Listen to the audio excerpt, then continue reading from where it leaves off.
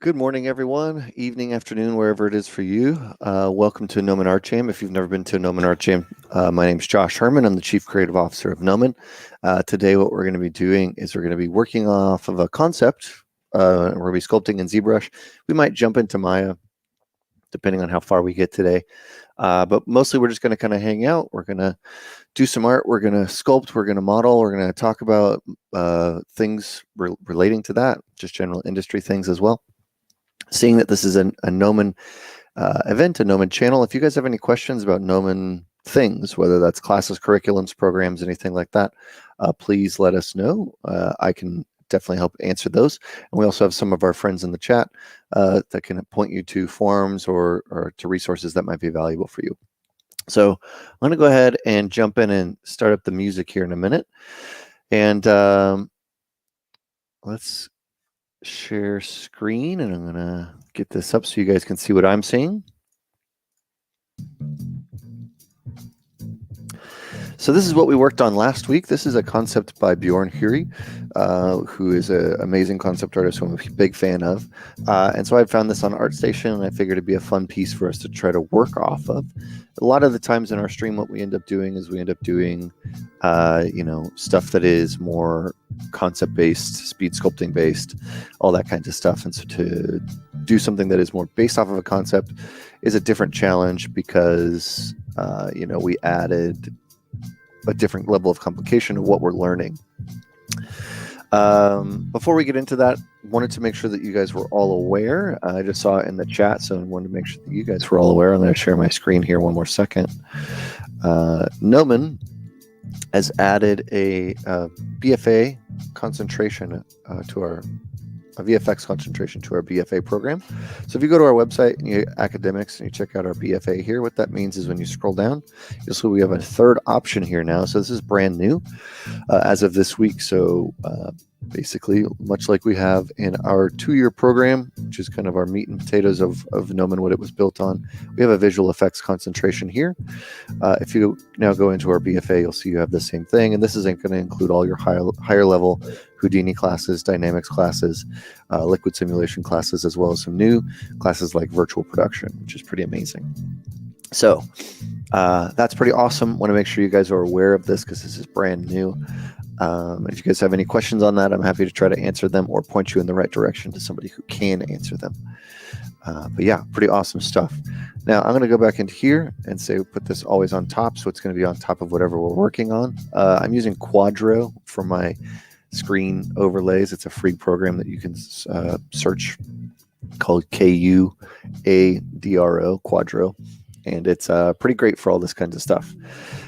We've got a question already from YouTube, which is asking why is ZBrush is preferred of other 3D applications like Maya.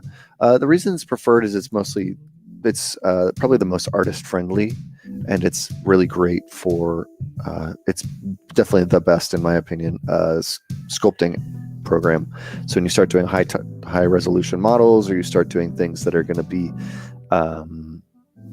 used for normal maps or used for displacement maps, ZBrush is really, really good for that. So yeah, that's kind of where we're at. Last time I did end up doing a little bit of color on our object or our sculpt here, and this was to kind of start blocking out the proportions of our color so that we can see roughly how this is looking. After a week off, I'm definitely noticing that there's some things that are not feeling the way that I necessarily want, but I think in general we're in a decent place to continue. So obviously this is all one mesh. This is going to be lots and lots of pieces of armor, so we're definitely going to get into that. But I think we're at a good spot. I got a question from the chat. Is ZBrush Core good enough for concepting only and then moving into Maya? I would think so.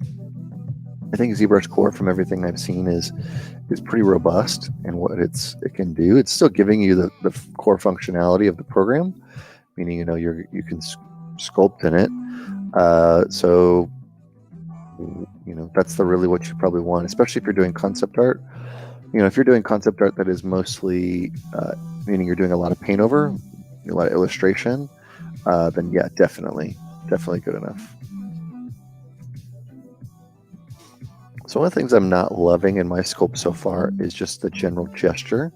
I feel like I'm not really getting across some of the vibe of this character, and that's something I definitely want to do. I'm going to spend a little time just kind of trying to get this. This is an important step for me because it helps me get into the character, understand who the character is. When you're concepting, or not, when you're working from something from a concept, getting the appeal of what the object is can be really challenging.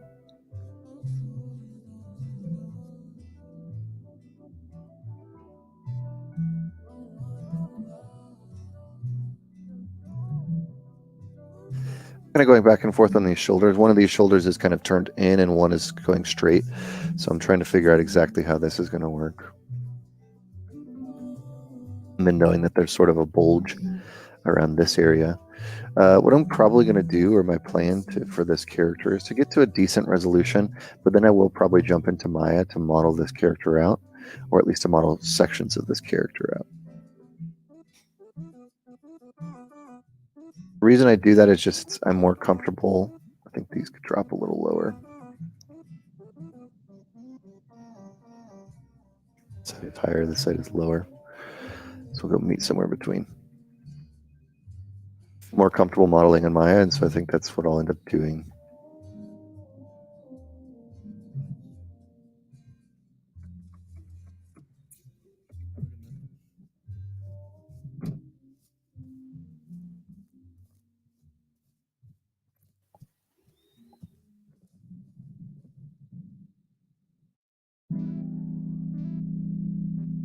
I'm going to lay in a couple more blocks here as far as like where things are going to go, and then I'll jump into starting a little bit more detail work, but I don't want to go in that far just yet.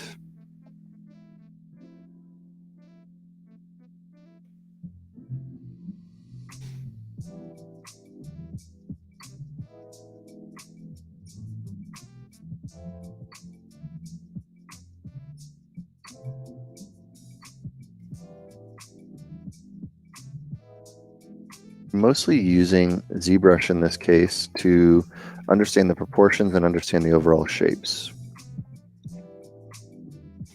So like I said, we will be using ZBrush, or probably Maya, excuse me, to do the final version of this.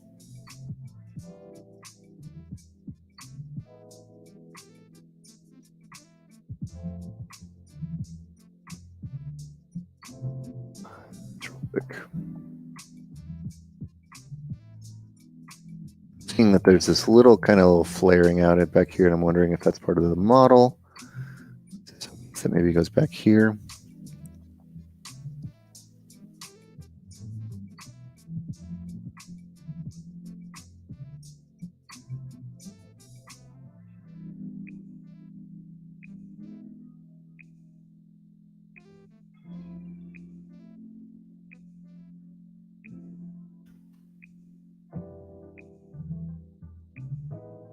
Are there any scripts for retopo to make it easier and faster? Retopo to me has always kind of been one of those things that is just a little bit of a slow process. I think his head needs to be taller. It's just kind of always one of those things that's just a little bit of a slow process that is never really enjoyable to me.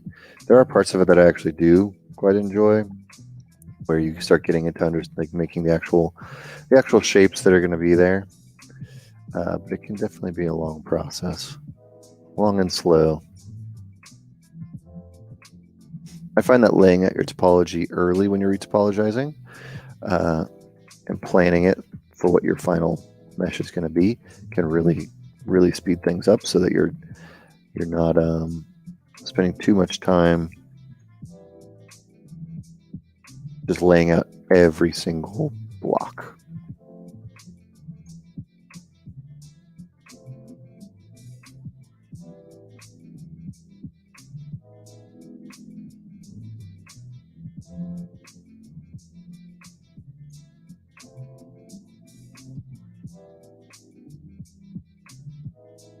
I'm getting some droopy dog ear looks from this, whereas this one's straight and this one's a little a little droopy, so I'm going to try to straighten that out to make it a little more aggressive.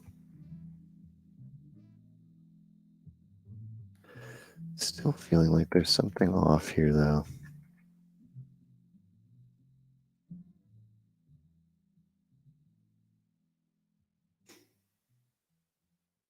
What I'm going to do is I'm going to play around with the see-through feature of ZBrush.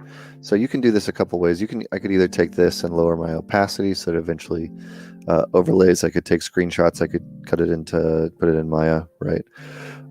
There's a lot of ways you can do this. One of the things I like to do, so I hide this and I hide my Photoshop. You see I have another one back here. I'm just going to make it roughly the center of the canvas. I'm going to turn off this always on top, go back into ZBrush, and we got to use this fun feature right here, which is see-through.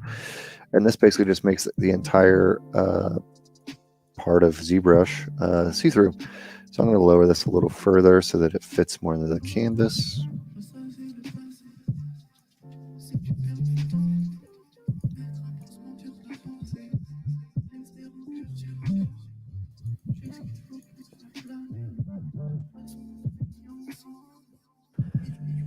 I'm seeing this back and forth. What I'm noticing is that this kind of area here might be a little short.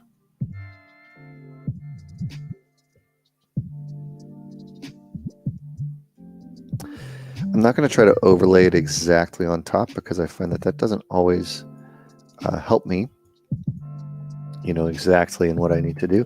But I'm feeling like this area, what I was noticing, feels like it should go up a little bit.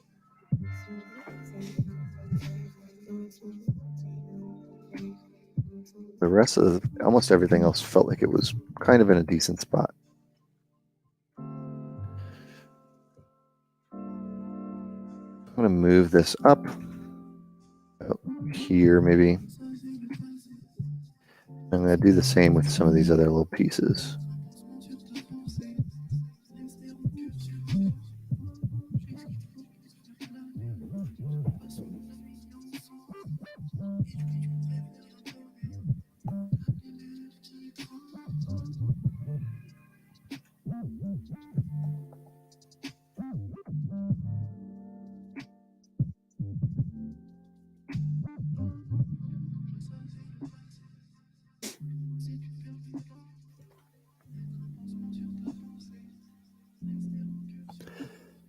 The width of the head is pretty close.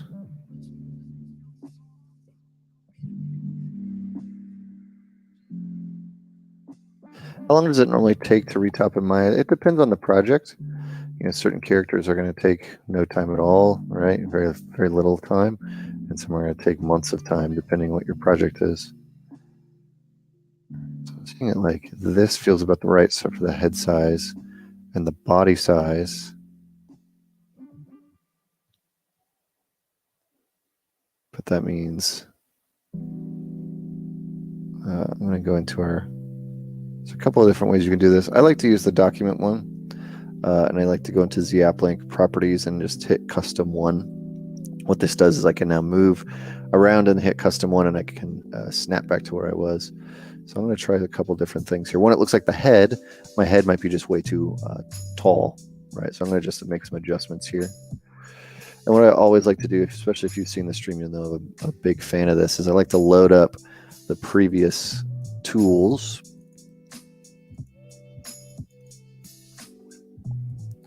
So that I have them.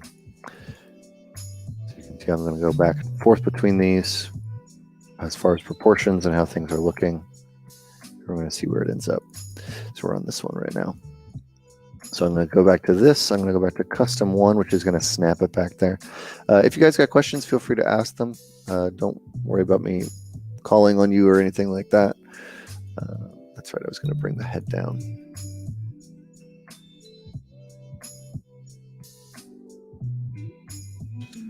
Yay far. And we'll do the same with this. We're going to use that custom one feature. I'm going to have to make a new one here. See how that's starting to fit in a little bit better if you go all the way. It's a little hard to see sometimes.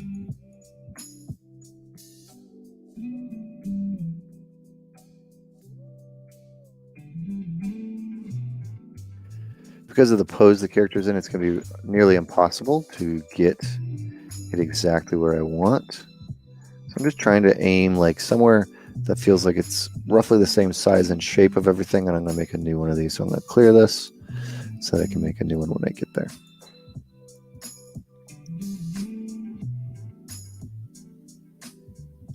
Let's see if that's pretty close.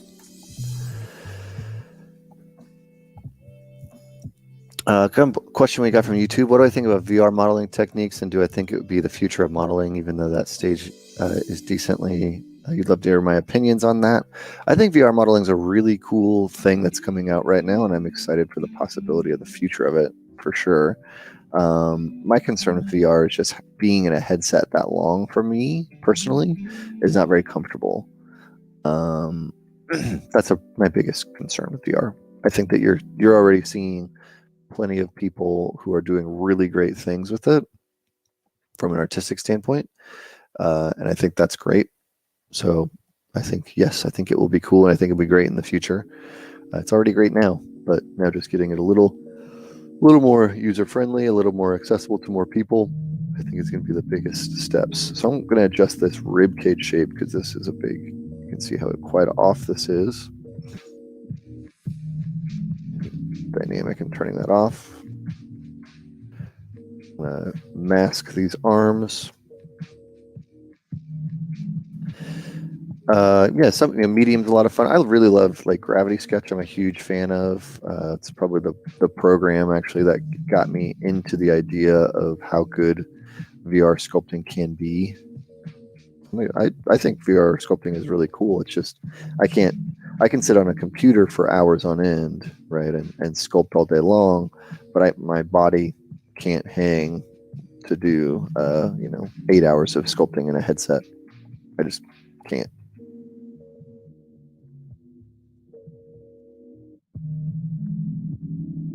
All right.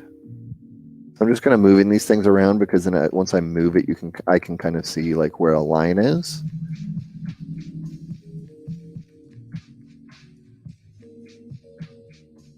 So I'm adjusting these things based on the proportions. Like this should go up, up, should go straight up. If you're bad at proportions, some tips that I would have is just use your reference a lot. Always use your reference. Always be looking for, what's wrong. Be very critical of yourself and evaluate what the issues are. That's probably the number one thing you can do.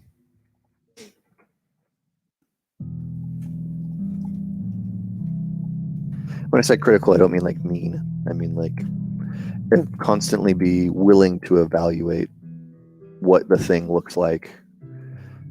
Don't say that just because it looks good in one angle that it's going to be perfect in all the other angles. Accept that you might not get it on the first shot every time. So I'm going to adjust these because this arm, for example, looks okay. You can see actually this one's pretty spot on as far as where those proportions are going. This gold, however, is not. So I'm just going to quickly push that. I'm actually not going to push it. I'm just going to paint it. So I'm going to turn off my see-through. Turn this brush to be painting only. Voila. And we're just using this as painting. Now I can go back here. I can hit my thing. And I know that this gold is about this height. It's higher on one than it is on the other. So I try to, if I know that it's kind of in between these two based on the perspective of what the character is in, I'll just split the difference. We'll find something right around here. And I think it'll look better lower, to be honest. So I'm going to go lower.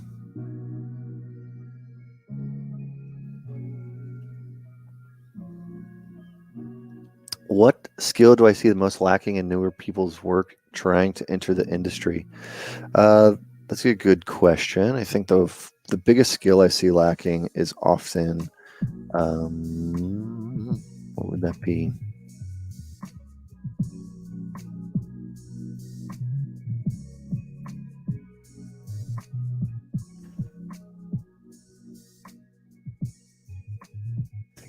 This would be the bottom of the hand. Biggest skill lacking is probably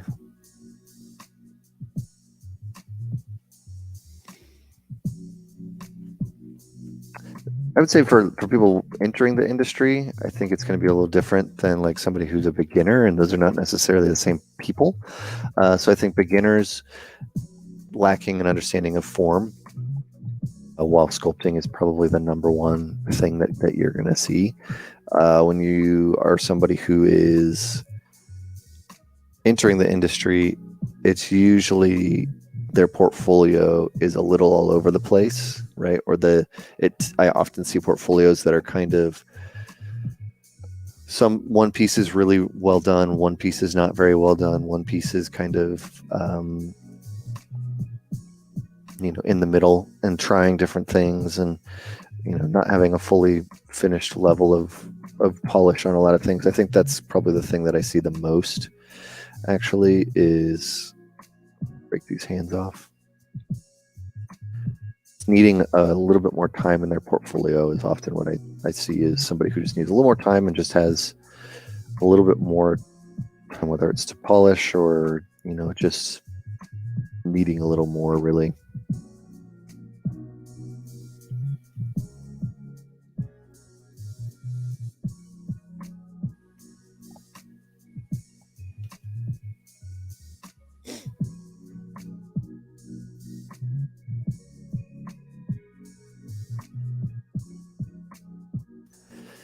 All right, let's get this there. I'm gonna make the hands just a little larger because they seem, when you see like how big that hand is, mine was quite small. Make this a little larger. Let's look like on one side that the hand itself actually goes up a little ways, so we might do that as well.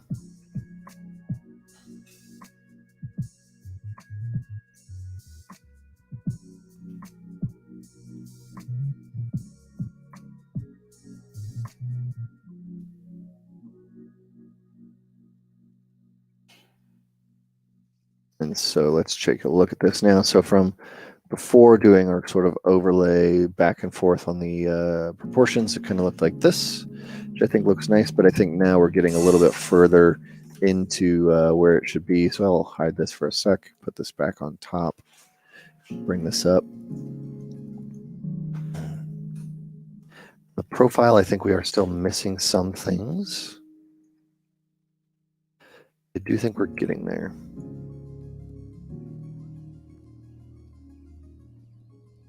So what I'm going to do now is I'm going to start breaking this up into a couple different pieces of sculpts and sculpting on them. What I'm going to do is basically take the base mesh that I've sculpted here, and I'm going to select pieces of it. I'm going to rip it apart into several other different pieces and sculpt those individually. And then when we're all done with that, I'm going to take that and export those OBJs into Maya or whatever your favorite program is. You could retop them here. There's obvious cool things with ZModeler that would be cool to do with this. But we're going to probably jump into another program. We might not make it to that part of the process today, but I think we'll make some good progress.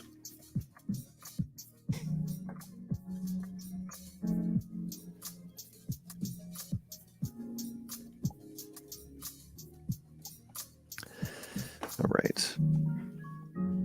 So first we're going to work on these shoulders and breaking this apart. So I'm going to save right now.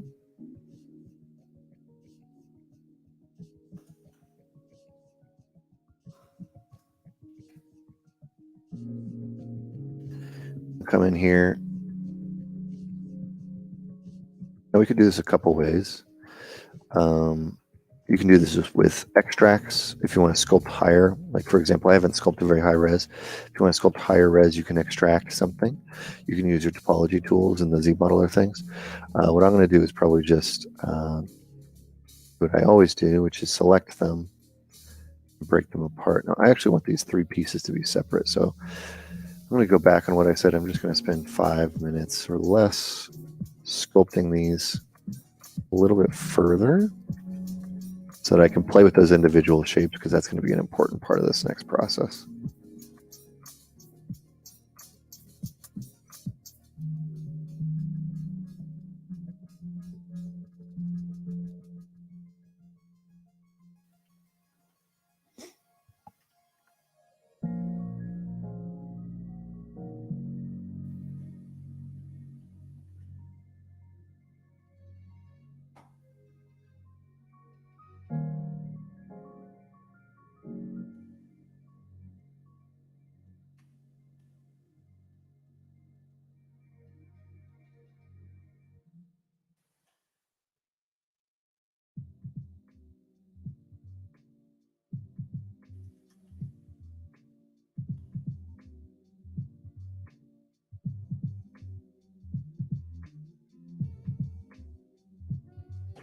blocking in what I feel like the general shapes are going to be. These are all going to be cubes or Dynamesh objects of some kind. So I'm not spending an intense amount of time on them.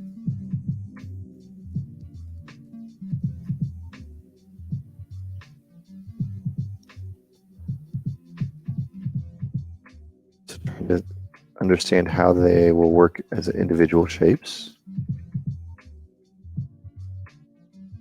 Something I'm paying attention to. Not a design for the back of this character, so we're just going to kind of make this up. I'm going to say this central piece is just going to kind of maybe go like this.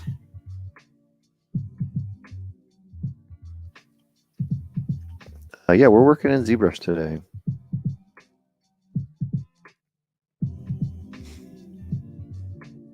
All right, so now that we've kind of got these, I'm going to save one more time. We're going to duplicate this object. I always duplicate whenever I do this stuff because I find it's important that I don't lose anything. And what I'm going to do, like for some of this, I'm going to take this, I'm going to mask this off. Mask off the area that I want to keep.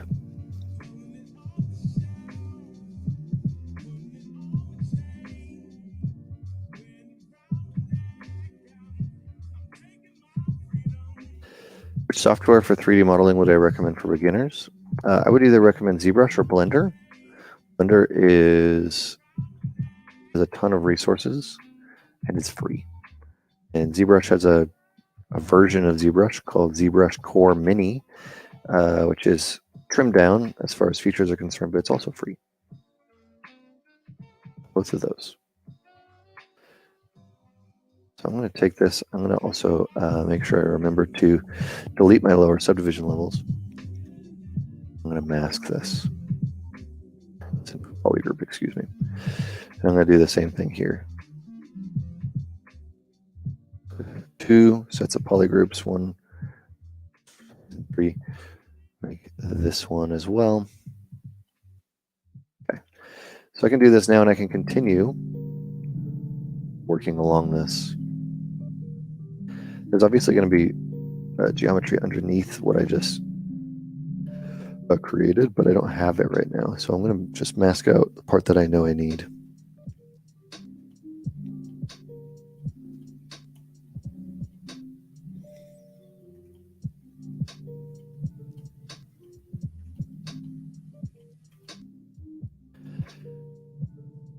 Hide that. And I'm going to mask out this last part here.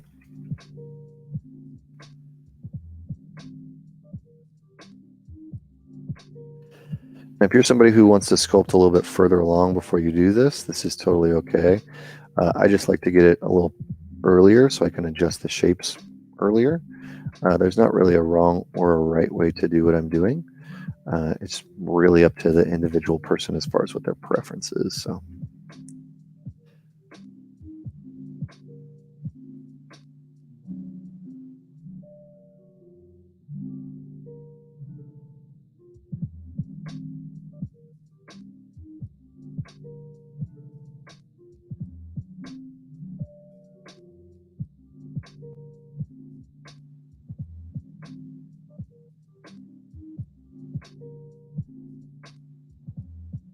I'm just going along and I'm masking off every single piece. And you'll see what I'm starting to do is create these polygroups. And rather than polygroups, which you would normally, or I would normally make to define like a region of something, right? Like I want it for accessibility for sculpting. These polygroups I'm making are more about the object itself. And if you'll notice, it's actually very similar to this one. And this is what we started with in our very first stream last week on this, where we get ZBrush back up. We basically color coded all the individual pieces. Went into Photoshop and painted on this and color coded it so that we could see what we needed to sculpt. And that's more or less what I'm breaking apart right now.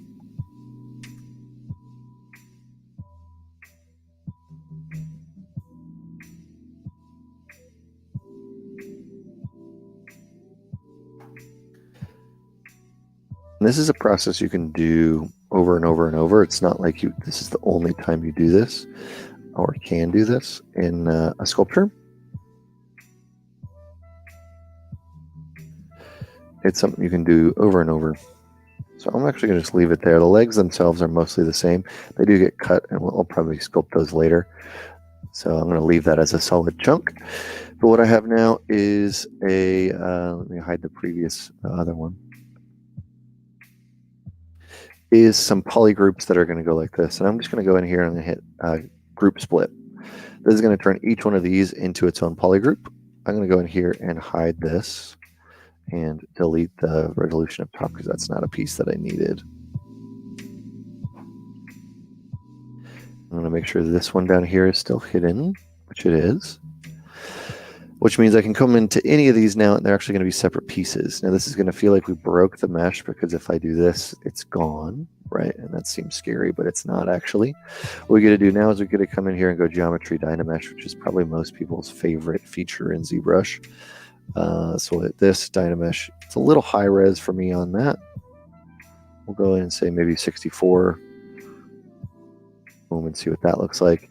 This for me is going to be a good starting point to start blocking this out. I'm going to do the same thing with this one, 64 Dynamesh. Some of these can have issues. As I say that now, it's closing the holes on them, and that's because there's an open aspect of the mesh that I probably should have saved before I did this, because this might take a minute to do. If you ever see this in ZBrush, typically the program itself has not actually crashed. It's just waiting to do something. So you can see it's trying to close holes, and it did that, but it created this weird thing. And what's really happening is there's no cap for it to cap. So what it's doing is trying to close an object to infinity, and that's why it was taking a little while. So we'll do what I said I should have done and save this real quick. And then I'm just going to see if I can cap this in a way that would make sense.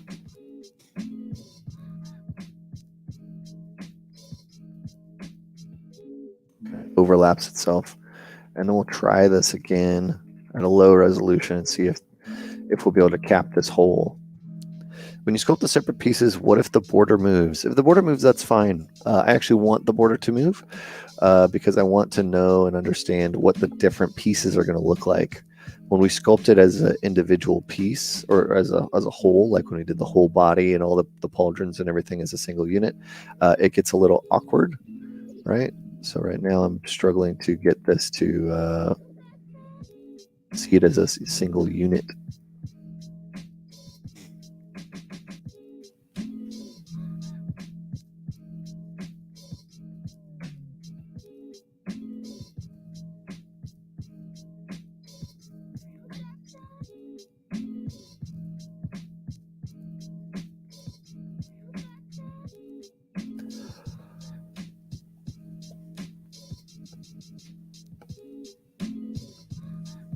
Hello out there.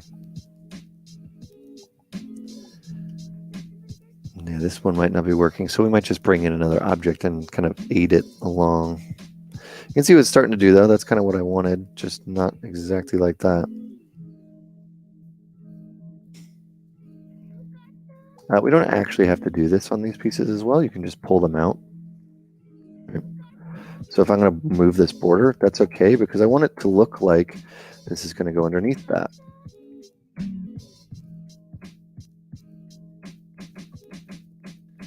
There's a bunch of things we could do here, whether it's in the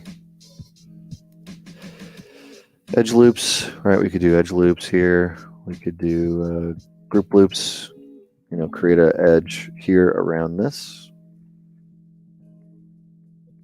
Gonna shrink this into itself, which will clean it up quite a bit.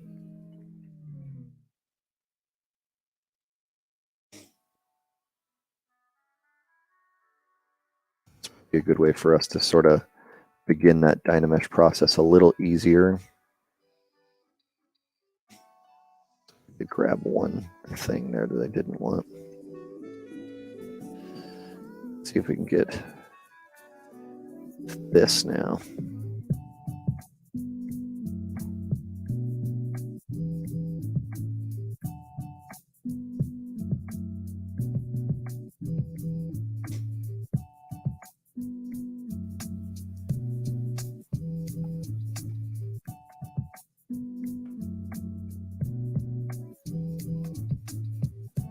That's looking better. We only want the red part here, so as all these other colors are just kind of nice to have, but they're not really that important. So this is going to be good for us. Yes, the mesh is going to look a little unclean at this point, but that's not really a problem. I'm going to go in here. We're going to do that edge loop again. I'm going to hit that group loop. I'm going to turn down group loops to 2 just so there's not as many. See, this is what this little purple area is here. Mask that off.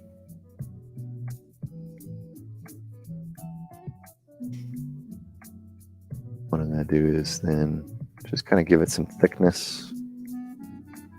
Just what that does. Gives it a really nice single poly group, which we can use to mask and control an edge and do all that stuff. So it just makes it a little easier to manipulate the whole. And that makes it a lot easier for ZBrush to calculate when we're doing these dynameshes.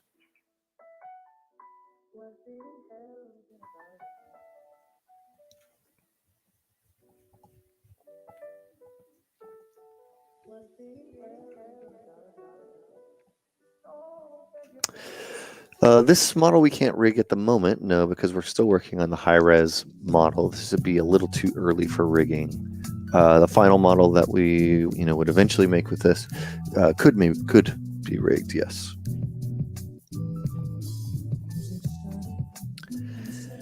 All right, this one is taking a little bit. So we are making this concept by Bjorn Huri. And just waiting for this Dynamesh to hopefully finish up in a second.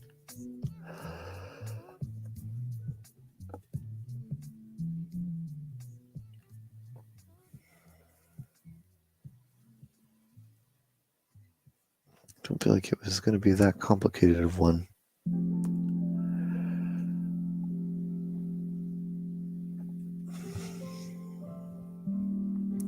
Anyways, while we wait on this, which it should take it just a minute or two longer, if you guys have any questions in the chat, please feel free to ask them. I'm here to answer them. If you guys have any questions about Gnomon or curriculum or programs or anything like that, or our new BFA VFX concentration, let me know. We also have friends in the chat who can point you to things. So if you got questions, ask them. We got a question from YouTube. It says, how many hours do you think it would take to get a game-ready model? I'm assuming you're kind of talking about this specific character here, and I think it would probably, on average, I think what you'll see in the game industry is something along the lines of 3 to 6 weeks to make a game model. So this would probably fit pretty well into that. And that includes high-res sculpting, low-res bakes, textures, in-game. Now, if this was like a hero asset, like it was like the hero of the game or a primary villain or something you're going to see a lot, sometimes it can get more time. More time meaning unknown amount of time. You could have hundreds of hours on a piece. You could have months and months and months and months. Like certain of the key hero characters end up getting, typically get worked on from the beginning of a game cycle all the way to the end of a game cycle.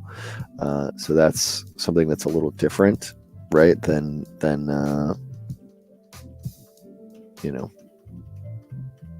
just one piece of a game model. Am I clued much up on my tablets? I guess, are you asking, like, do I know much about tablets? What tablet I'm using? I use a Wacom 5 or Wacom Pro, I think is what it was, Intuos. I might need to close this one down. It seems like it did not like that Dynamesh that we did. Oh, Hugh, I've never used one of those actually.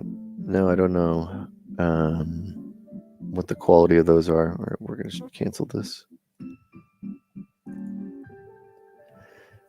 We probably lost like a Dynamesh or two, which is fine.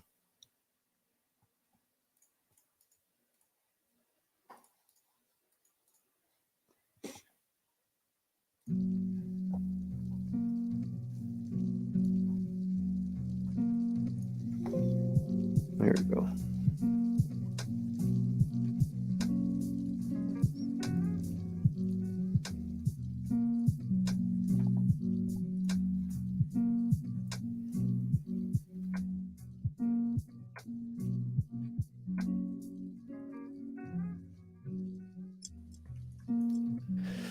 All right, so we don't really need the concept of right now because we already know what we're going to be doing, which is kind of breaking this apart. This is the one that this is the one that we crashed on. This is the one we had done before.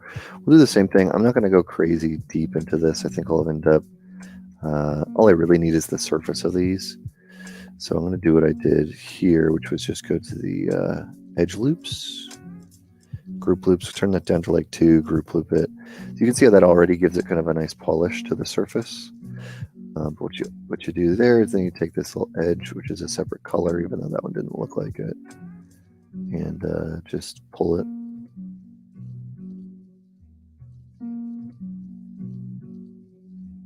Nice little thing. Now, if I do a second one, like we'll undo that. This group loop slider, what it does is, if you have like 4, which is what the default is, it'll give you a couple extra ones, so that edge that you end up making is nice and clean. Whereas you saw probably before, the one that I just pulled, it was not nice and clean because it was just pulling that geometry. So now what will happen, move this around, looks much better than it did before. So we'll keep it like that. We'll just do this to this as well.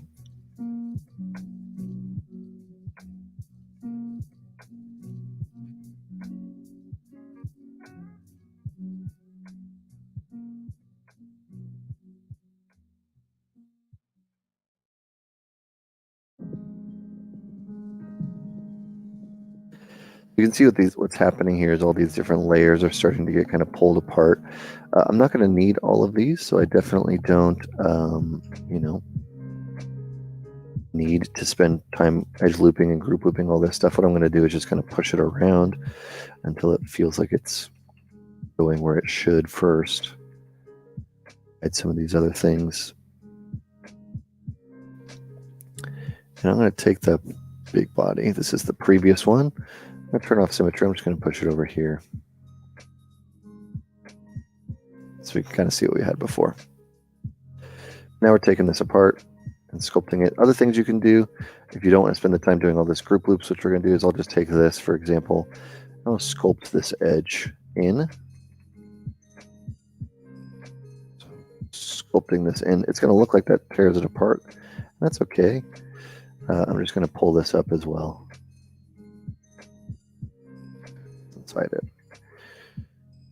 This is where the model kind of takes a different shift from, if you think of what we have over here, wherever it went, here, to something that's just like more like a general sculpture, right? What we're doing here is think of it like an action figure.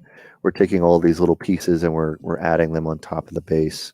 So now we're going to take and start customizing it, right? So we can take this piece off or this piece off, which is kind of one of my favorite parts of the process, where we can now work with all these little pieces individually. And artistically, you'll see a really large jump at this point. This is typically where you get to see, like I said, a really big jump in what the actual quality of the model is going to be, because you're able to bring the fidelity of it up a little higher by focusing on the individual pieces rather than just guessing what the final is going to look like. I'm going to carve in some of these loops that we had seen. You don't really need those here.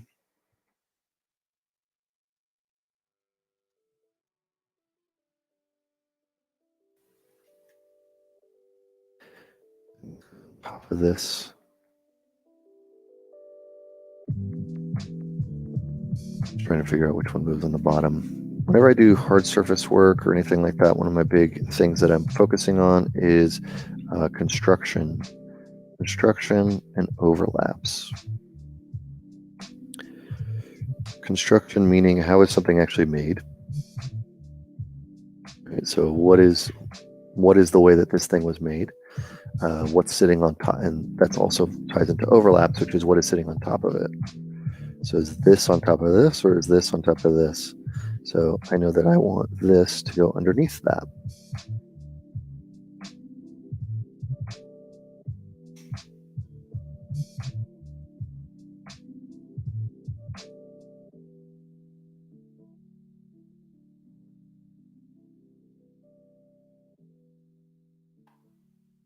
Now I can start finessing some of this by pulling it underneath.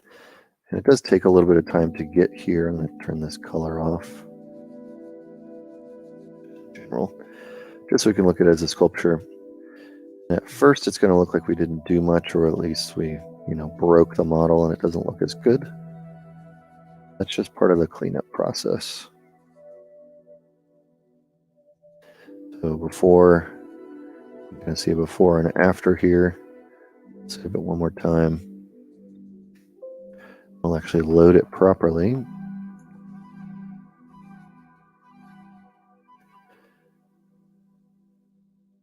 There's some more pieces here that we can do this to, the arms and other things. But I think if I load this one, this is even before the changes that we did, which is fine. But you can kind of see, here's just the highlighted piece. You can see what we've got. So, in the little bit of time we spent today, we're adjusting some proportions and we're beginning to break it into multiple pieces.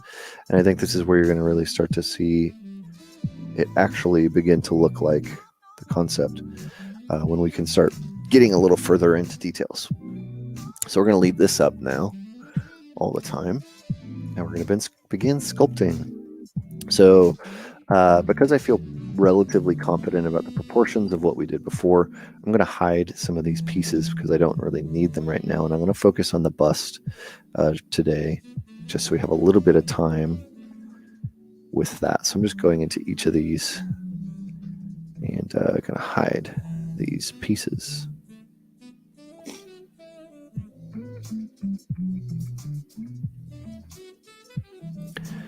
And even maybe the lower arms. So we're going to work on this for the rest of the stream probably, see how far we can get. If we can get a decent amount done, maybe we'll jump into Maya, but likely what our goal is to just focus on this for the rest of the stream. So you can kind of see the difference of where we started and where we are now. And so let's sculpt. So we know that we've got these shapes here. We're just going to start pulling them around. This is where we get back into the fun part. When you're doing all that little technical work that we were doing just a minute ago, it can kind of lose the fun sometimes. ZBrush or of sculpting, and this is where I like to get back to. So I'm going to even zoom in. Maybe I'll adjust this to be a little wider.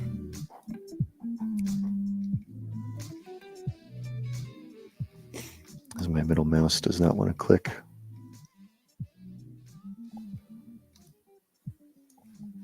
Okay. I have this up right here pretty much all the time, and that is so I can make sure that I'm getting the lines that I need. I might hide this just for a minute. I'll put it at the very top of my thing so I have easy access. Just on it if I need to.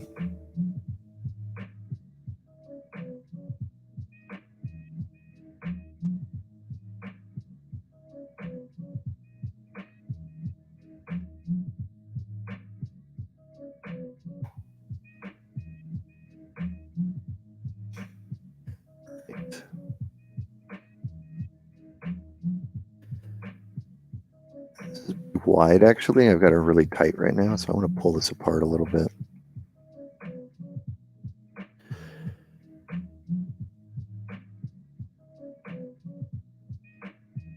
To this point in the center where I'm seeing some of this, I'll sculpt areas that are feeling unresolved. Similar, if you've ever watched the stream before or ever seen how I work, I like to kind of bounce around. So what we're going to do is we're just going to find areas that need improvement and we will improve them. The only difference is that while we're doing this, we're going to kind of try to make sure that it looks like that. Best we can, at least. I'm trying to decipher, is this a double indentation or is this there's raised? I think they're going to be indented or some sort of a part line.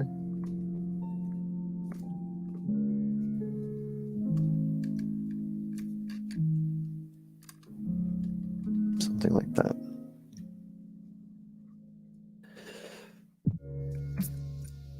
It's a nice harsh edge.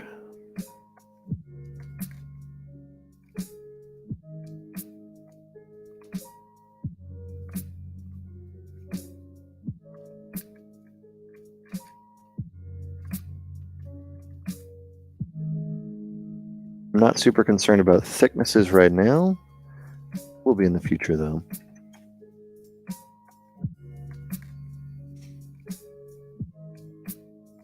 I'm using the H polish brush on these edges to make them nice and clean.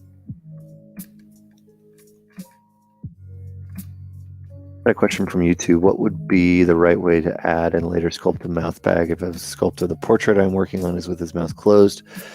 You would want to add some topology, whether it's in Maya or ZBrush, and then reproject. Yeah, exactly. It sounds like you got it. Reproject and then add that in there.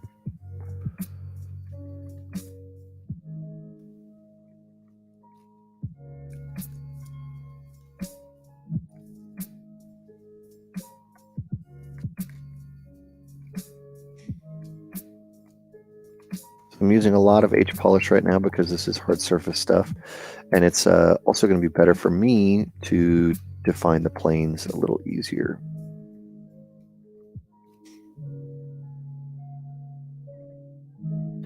So all these rib cage things I will probably sculpt later. I'm going to try to understand what the overall form of this is. I see that there's kind of a general line that's going this way, that highlight, and that's something I'd like to try to capture from like a purely sculptural level. So we're going to add that in here.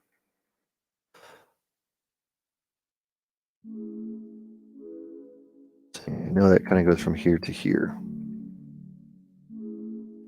I'm using my Damien standard brush, just my standard brush, and each polish brush to kind of make sure that this plane is here.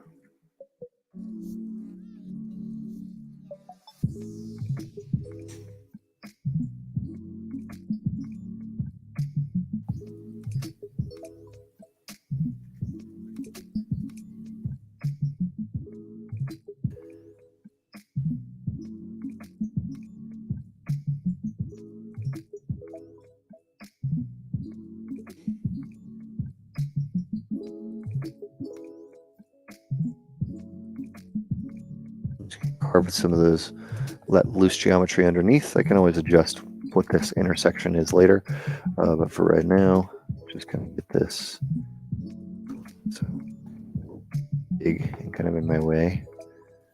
So I'm going to hide half of it.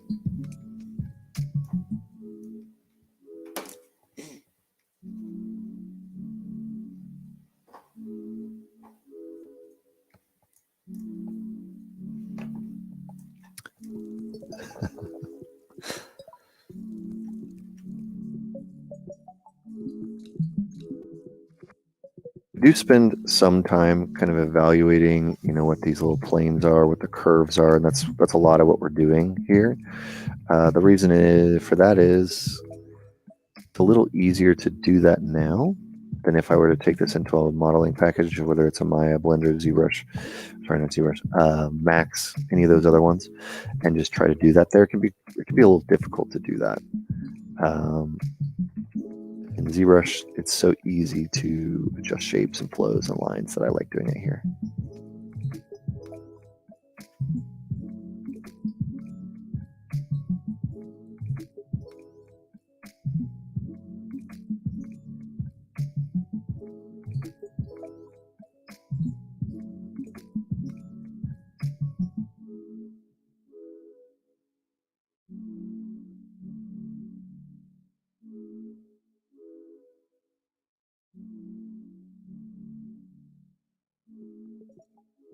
going to move on to this other piece for a minute.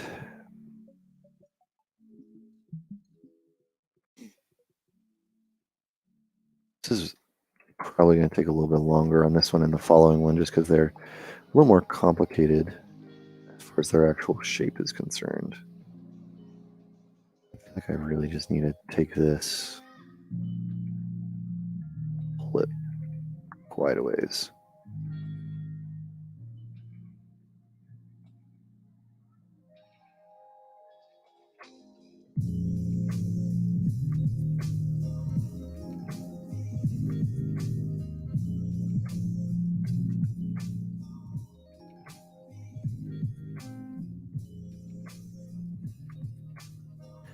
Might need to just add some geometry as well. Don't want to make it too crazy high res for such a small piece, but it is going to help.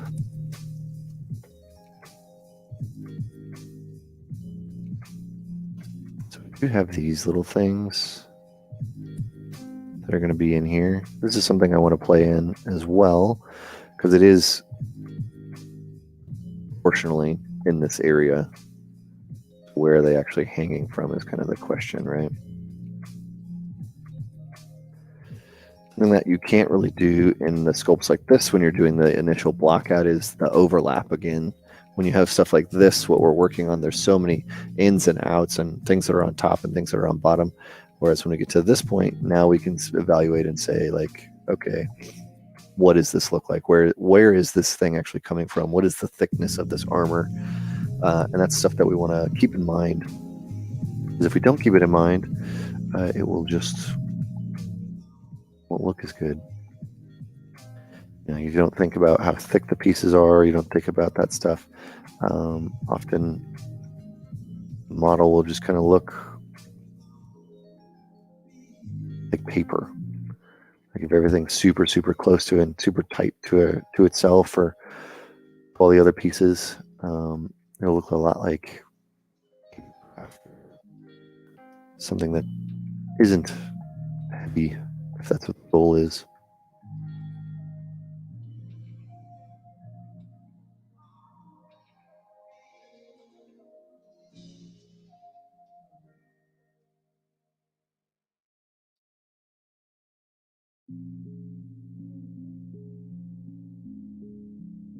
All right, I'm going to carve this in.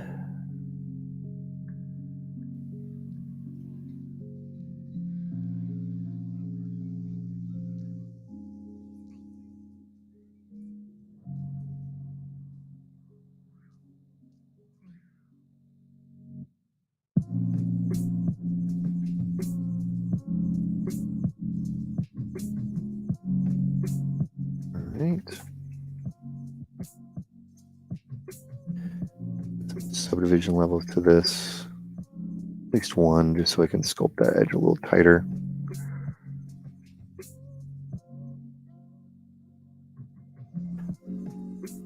Like a plane that's going through here as well. Keep that in mind.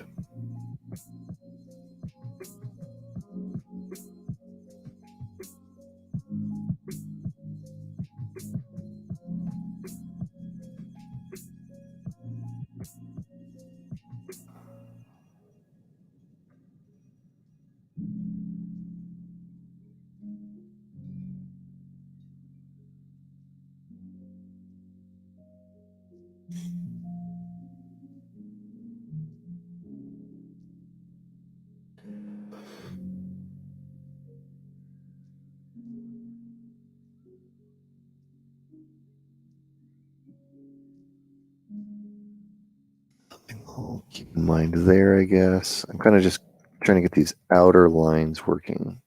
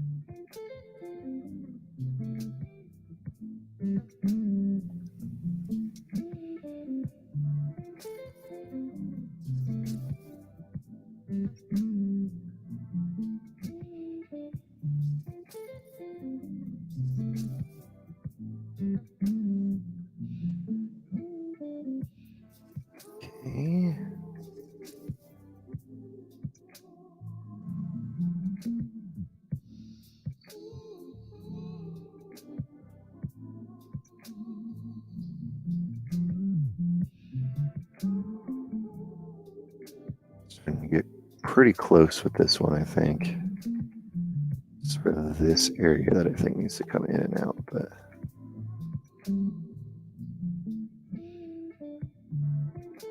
and all this stuff that we're doing right now is still going to be adjusted a lot. Like we're definitely not done any of this, right? There's some lines and shapes and stuff that we haven't really hit here.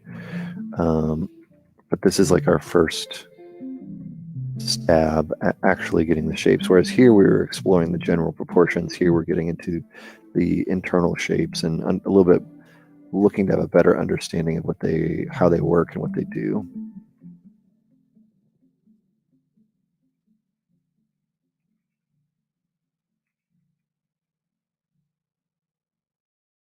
Got all these men songs to me. And then I go home and I listen to them alone. So like even here, I'm going to push this down and make it a little less flat because I think this feels like it's kind of flaring upward. Rock and rollers, you can perform for 1,000 people and be a good step for this.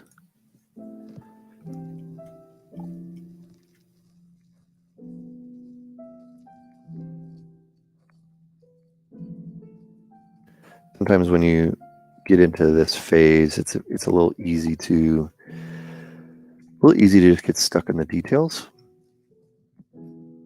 and not keep in mind, like what is this shape? What is this corner, this edge? But it is important to keep everything kind of in mind. How does the form or flow go between shapes? This is important, if not more.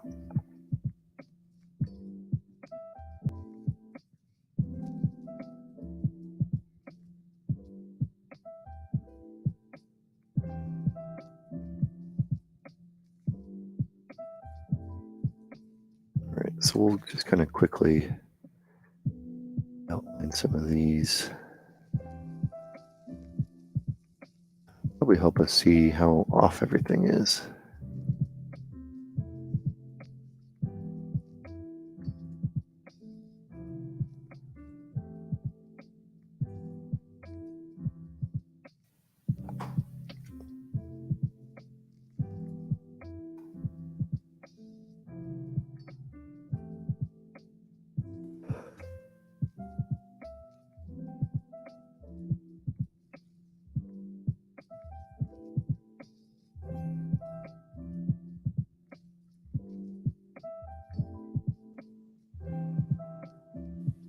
Yeah, rigging would definitely have to be in another program.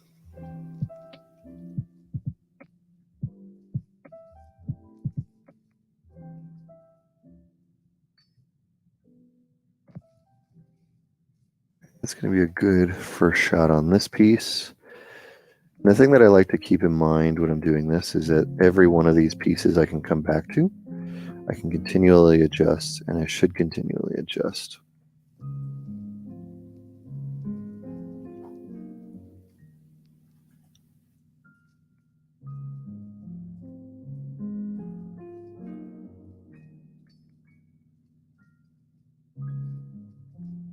Because you block out the first piece like I've done doesn't mean it's done.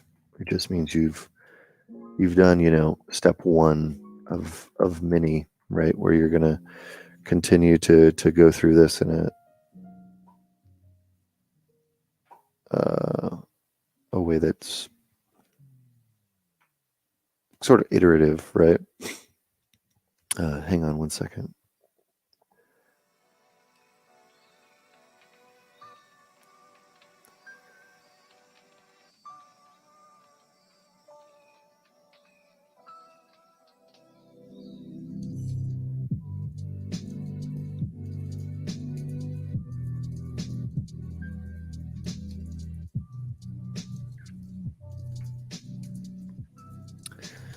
All right.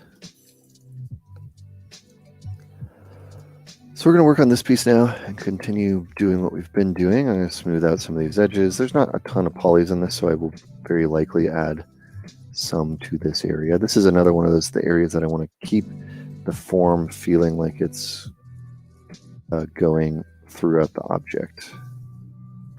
I see that there's this kind of carving in here as well. So I want to start to capture that as well. But I also see that there's a pretty heavy shadow in here. And that's something I'm definitely looking into.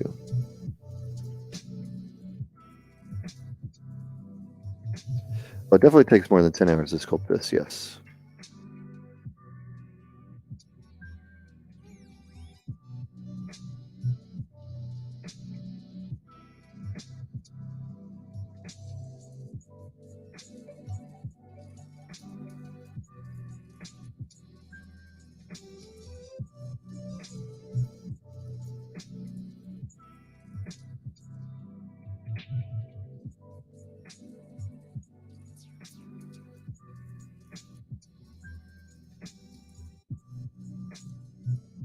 There's like this interesting plane on top, which I'm trying to figure out how to capture, where it kind of looks like it sweeps from the back over into the front.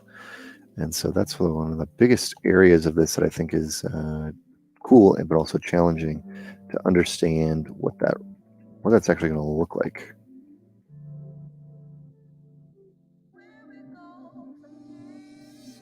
Let's get this in quite a bit because we see this big curve and curve out, kind of like this maybe.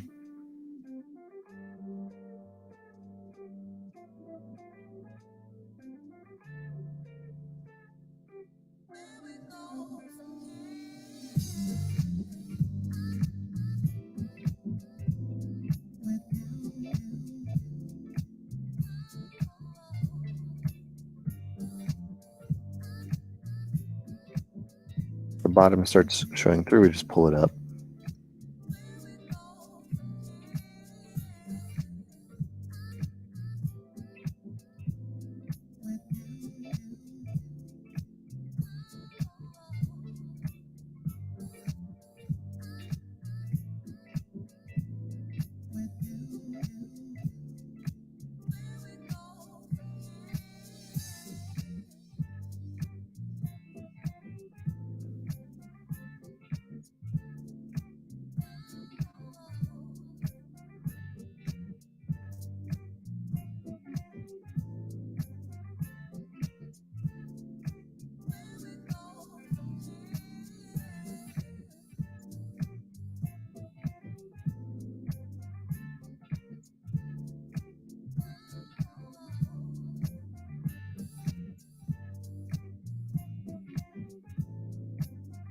Start seeing the other ones poke through on the inside. All that means is that this is just needs to go in further.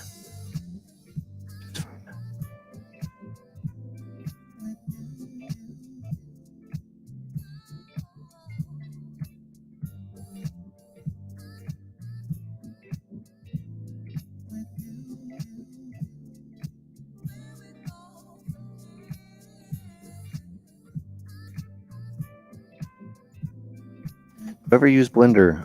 No, I do not use Blender myself. I know a lot of people that do, though. Funny, Blender's really stepped up their game in the past couple of years. Everybody's talking about them. A lot of people are using them. I see it, especially in the concept art scene. But a lot of beginners using Blender, which is great. It has so many resources. Things like a lot of the students who apply to Gnomon use Blender as their first 3D software that they use, and so the things like the donut tutorial seem very, very popular to go through. Learn a little bit about 3D, but obviously a lot about Blender as well.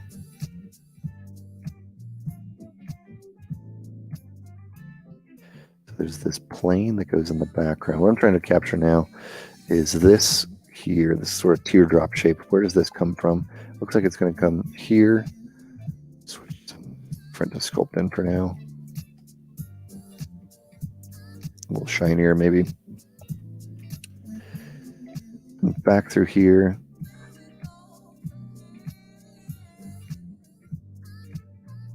And makes this shape.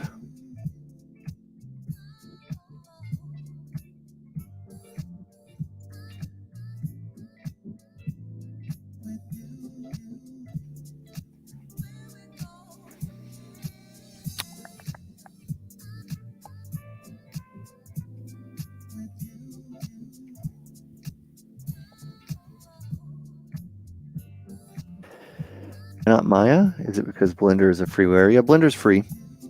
Blender's free, so for beginners, I always recommend Blender because it's free, and Maya is expensive unless you have a educational license. So if you want to get your hands on, hands dirty with 3D, that's the best place for you to start.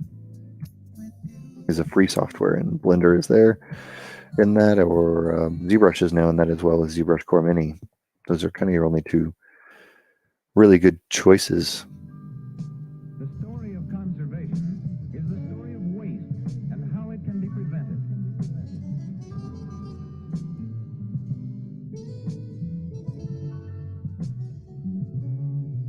From a puff of smoke. Kind of put this back one to stand up a little taller. Throughout our land, the once beautiful forests, such as this, have become scenes of desolation. The timber is gone, and so is the wild game which once was sheltered beneath its shade.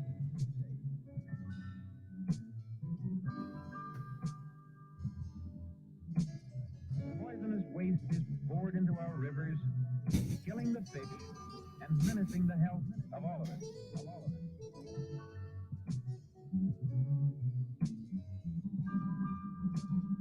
Rivers have been so polluted by the refuse from our towns and factories that they are often a menace to health.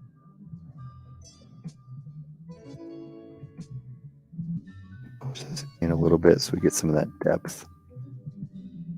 Serve the greatest good for the greatest number of people for the longest time.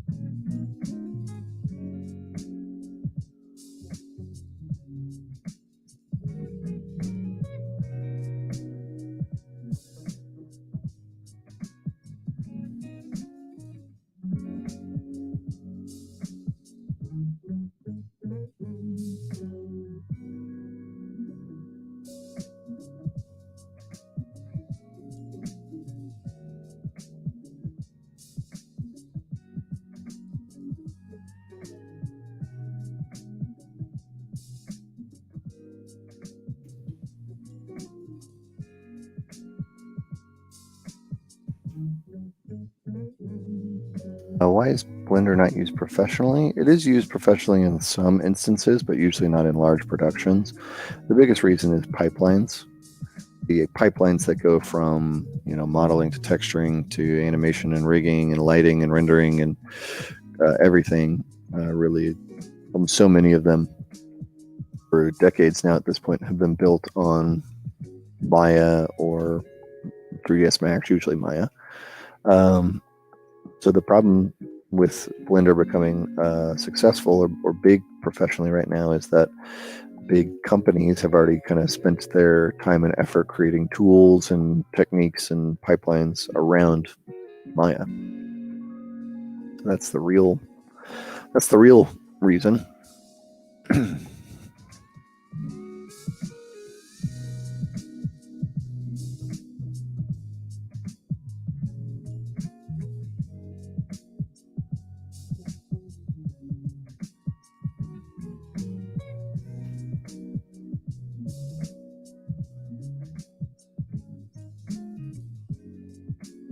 So this is where we're at now. I'll select the head so it's equal.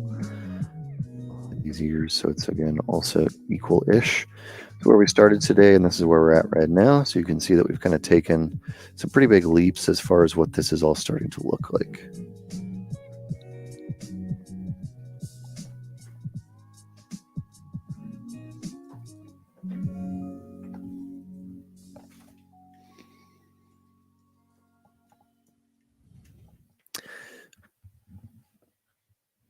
Sculpting Can I make some suggestions for those who don't ever use the sculpt tool ever? It's harder for you than poly modeling. Are you sculpting in ZBrush or are you sculpting in Blender? I don't really know Blender, so I don't know if I can really help you there.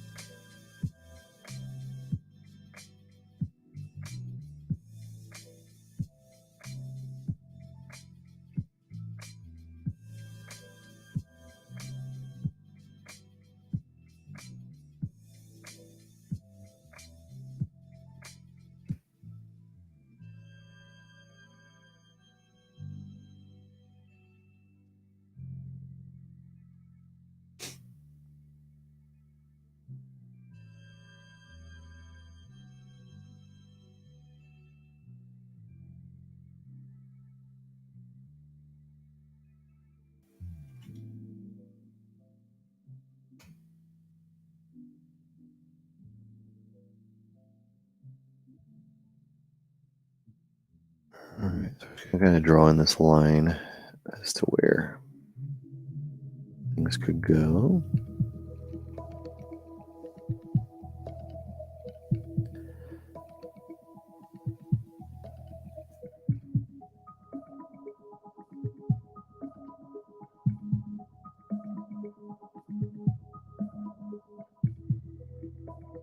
This area is a little unclear for me what exactly is happening on here. I know that there's some sort of a detail that's happening all around some of this, but there's seemingly some sort of detail that happens up in here.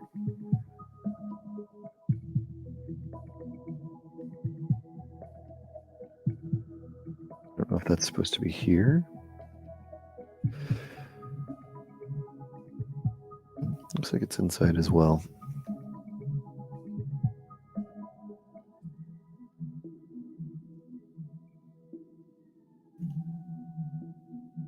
He's really got this arc going on here, which I like quite a bit. Add that in. It wasn't so much on this side of the illustration.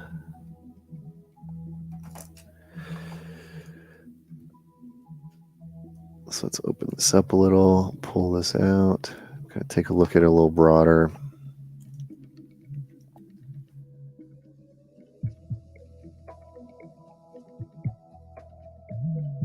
Now what you'll notice is, and this is very normal, it happens in every modeler has to figure this out. When you're working with concept art that's painted, especially, the proportions are never going to be perfect, and that's okay. So what we're trying to figure out now is, he's been communicating certain things in different ways. He likes the way that this looks, he likes the way that this looks, but they don't necessarily line up. So it's our job as the modeler in this instance to understand or to try to figure out what is the one that's going to be the one that goes to final. Or is it one, or is it the other, or is it somewhere in between? And often it's somewhere in between.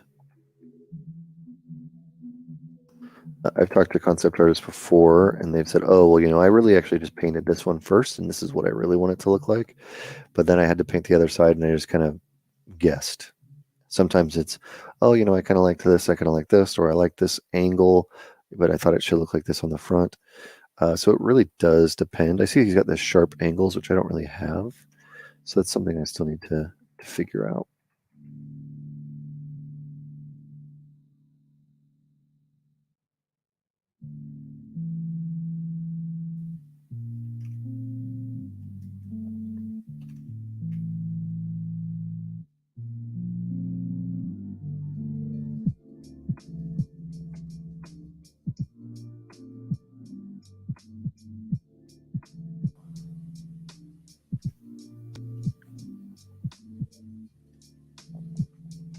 So I'm sculpting on this side, but I'm actually looking at this side because I want to create that peak.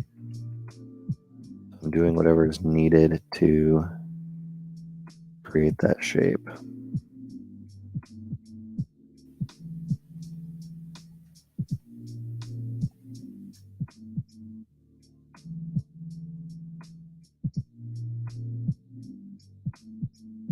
I think we're getting pretty close with this, which I'm enjoying quite a bit. We're going to work on this rib cage now for a little bit longer. And then we'll jump into this piece. This piece I'm just going to start sketching on.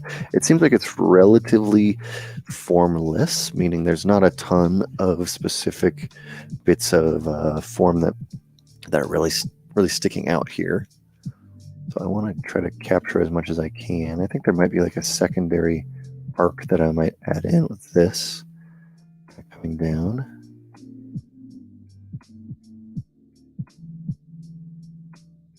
This is kind of a peak that sticks out from the bottom. So there's this central piece, then there's this other area here, and then there's this kind of middle plane that makes this triangle.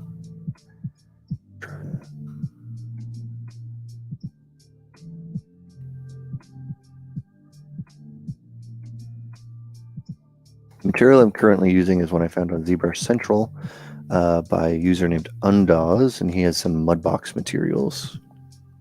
So this is kind of to mimic the Mudbox look.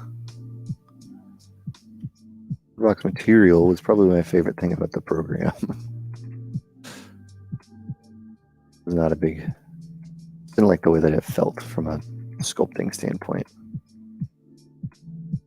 I know some people really love it.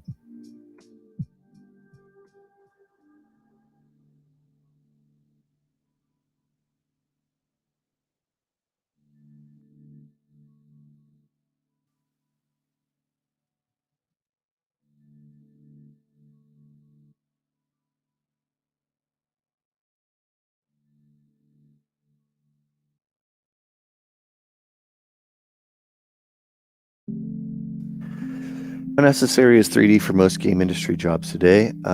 It's depending what your job title that you're looking for. If you're wanting to be an asset artist in most games today, you will need to know 3D unless you're working in something that's specifically a 2D game or a 2D genre. But even then, I think having some understanding of 3D would be pretty important.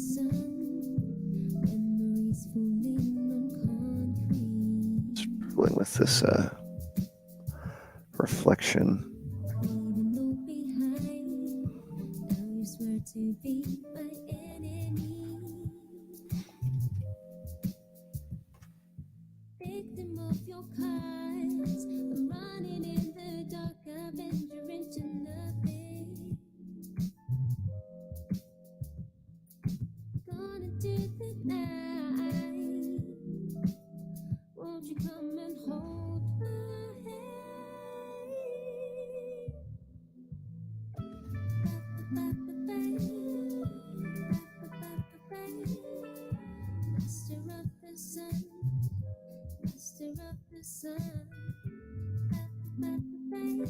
This obviously has its own little detail. We'll sculpt that later.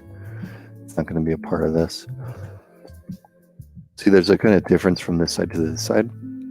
I don't think that was going to be intentional on his point, so I'm sculpting this side.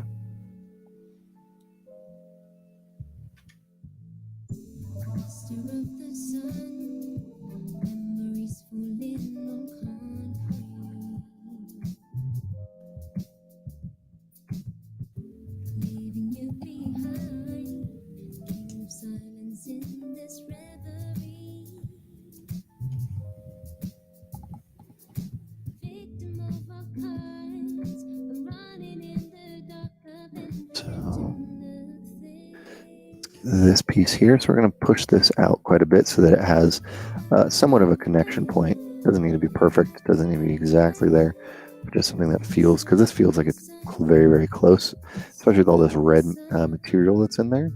It's kind of making a nice little plane for us, which I like quite a bit. Play with that.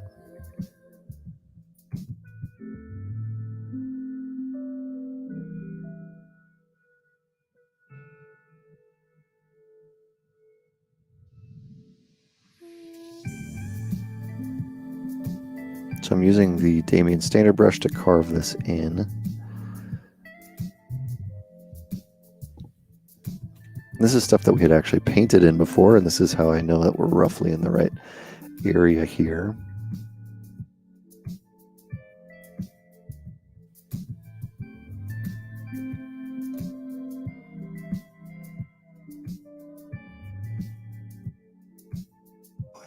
I don't know what I hit. There we go.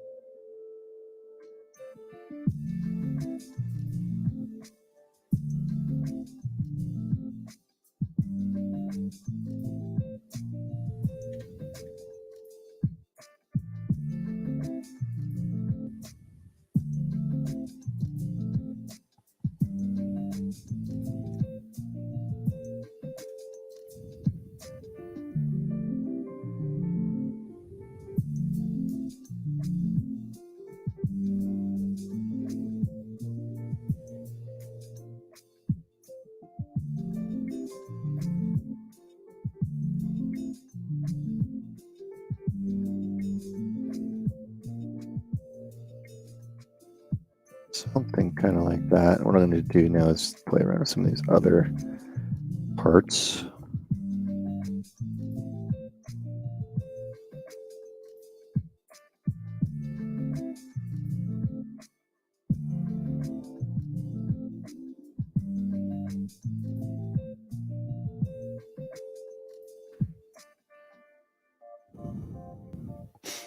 I wasn't able to catch any of it, but I'm hoping that it's online or I can check up on it later.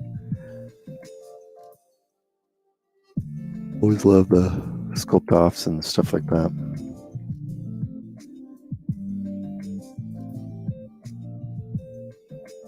Is there anything specific that you would recommend that I check out?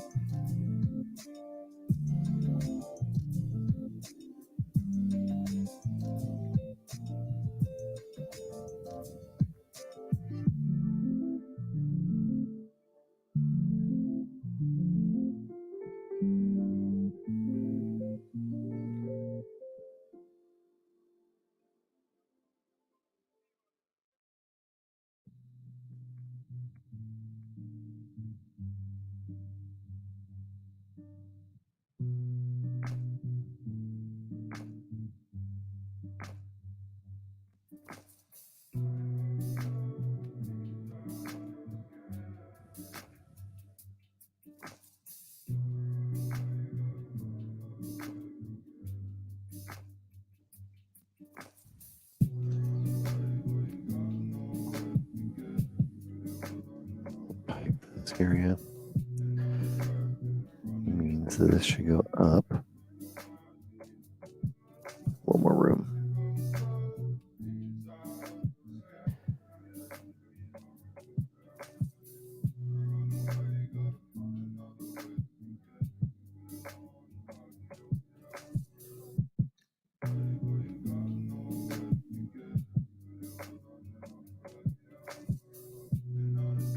This is probably something that I'll end up resculpting a bunch. Not specifically in this session. No, we won't be finishing it. I'm hoping to. We're going to spend the whole month on this, so we'll get as far as we can. I'd like to get far. It depends on how much time I can commit to it off stream, really. If we only do stream time on this, we'll get about 12 hours in, which should be a good amount, considering this is where we started our stream and this is where we're at now.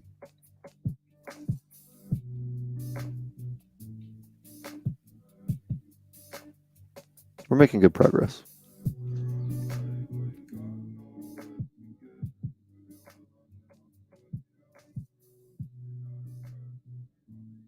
I'm starting to feel like this is really getting there. What I want to focus on now is the helmet.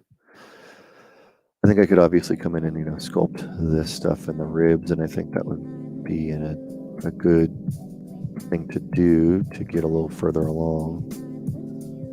But I want to get that helmet in really.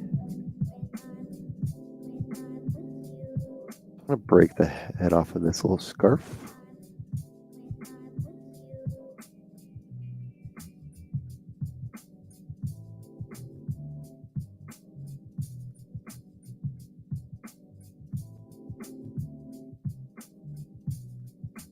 So this is now masked, and this is separate. I'm just going to go group split.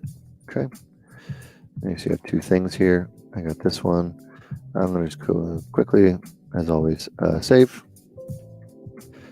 I'm going to dynamesh this one really fast.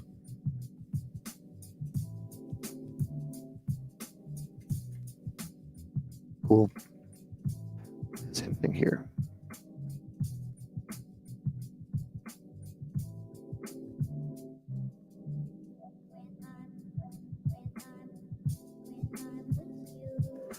I don't really want to use key shot for this. We might just end up having a model. I'm not sure what we'll do for final presentation though. All right.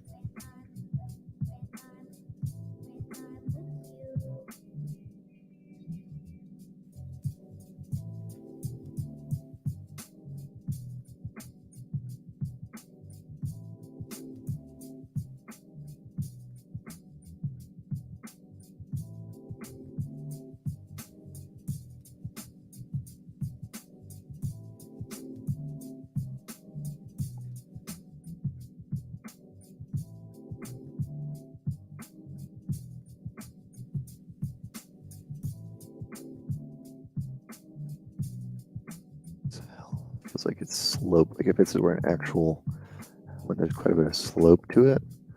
I don't think that's intentional, so I'm gonna adjust that a little bit and see how that feels.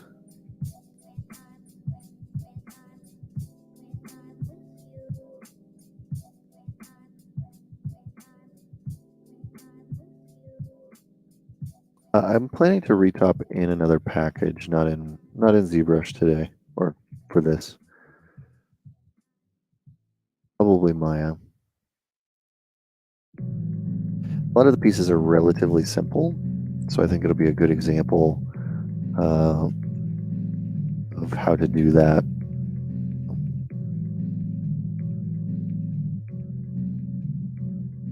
Something that's not crazy complicated.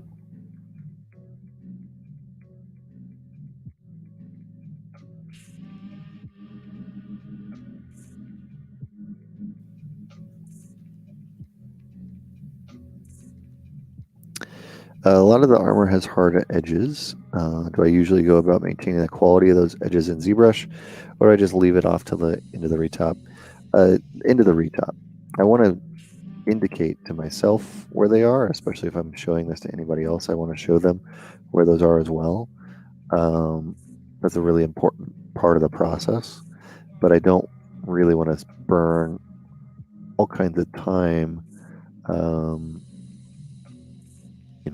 just trying to keep hard edges all the time on this. So what I end up doing typically is sort of indicate them, and then I'll finalize them in the final retop process.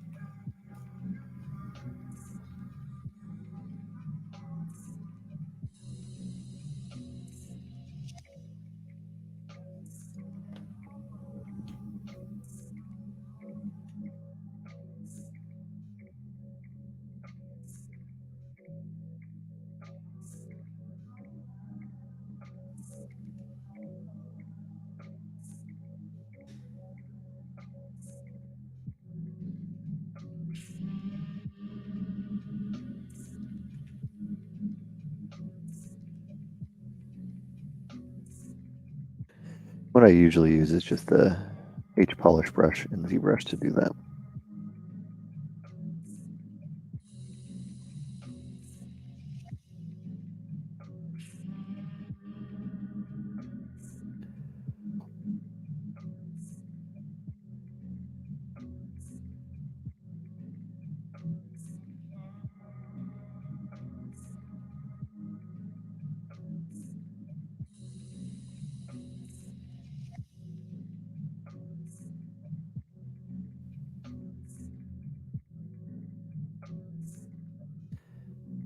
That's too small.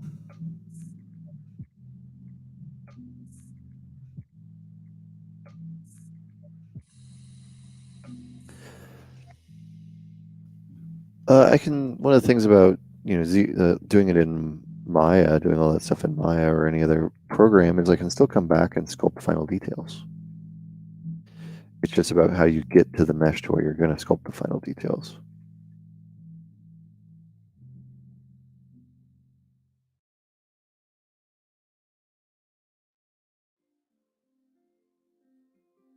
I would probably come back with the retop stuff and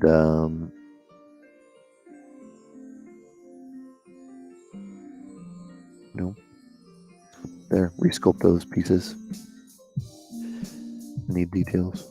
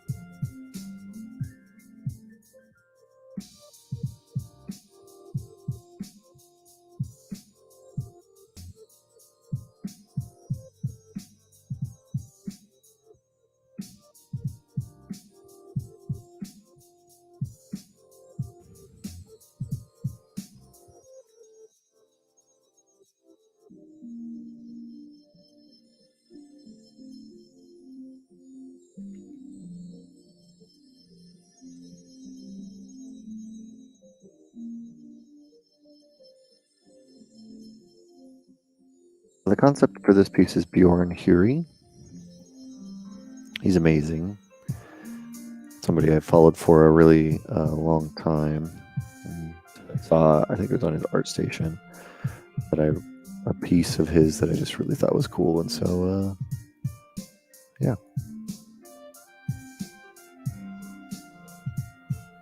He's got some great work.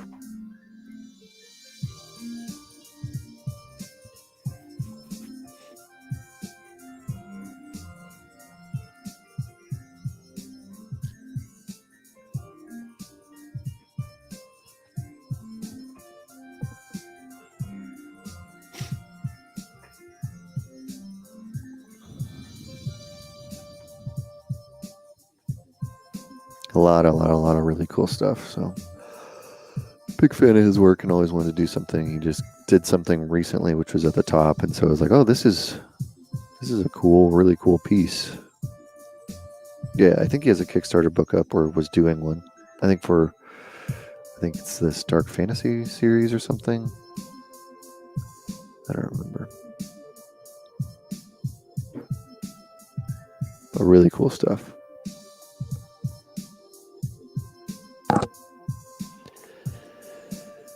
All right, I think we're getting close on this helmet. The helmet's going to need some work when we get into another program, because it is such a simple shape, but it has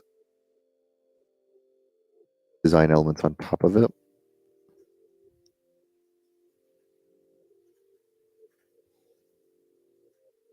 and that can make it challenging to sculpt this in ZBrush because it is simple to maintain those lines and those shapes so that it doesn't like fall apart really quickly. I'm kind of finding an area here with the form that I'm not entirely sure where that should be going. And we could do it this way.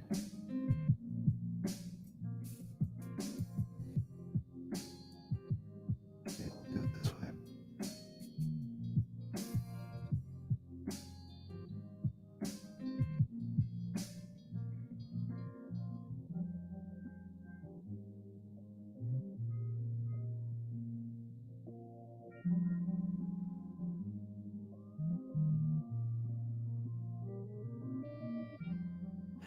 Yeah, his Steampunk Star Wars was one of his first pieces that I think I really saw of his, and I was like, oh, this is great. Like, this is really cool.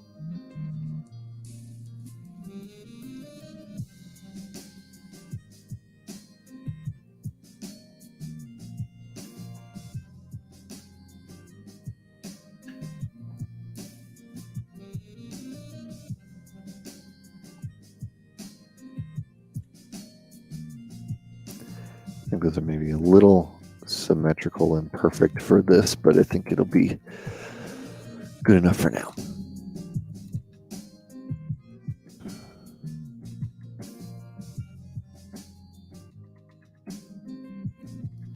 Still feel like I'm not really capturing it in the helmet though.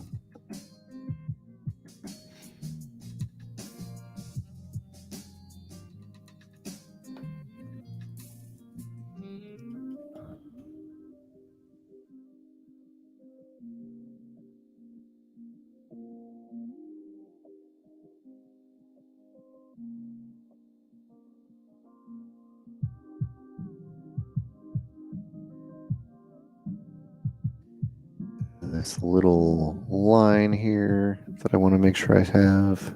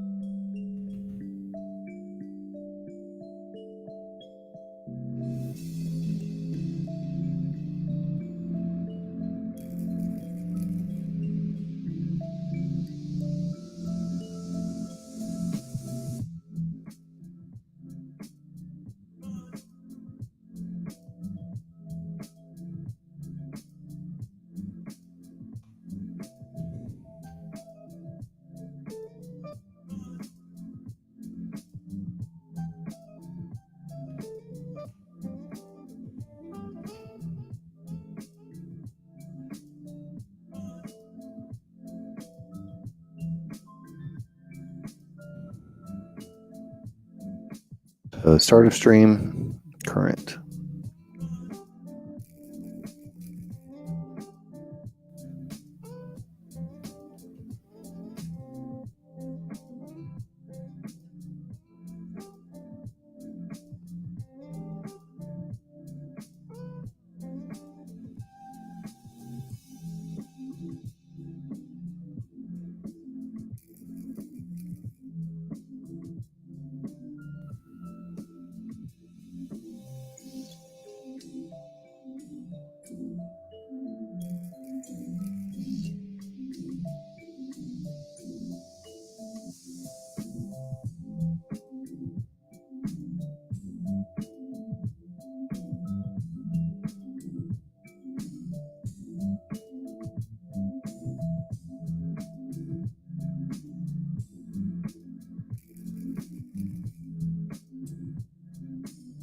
thing I'm noticing is on this side of his helmet, he's got this wrapping in to the blade, and this side he doesn't. And I'm wondering if it makes more sense for it to be in the blade.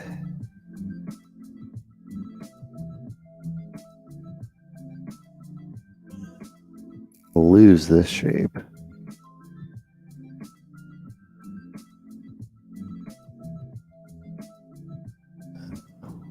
Yeah. General, this needs to go up.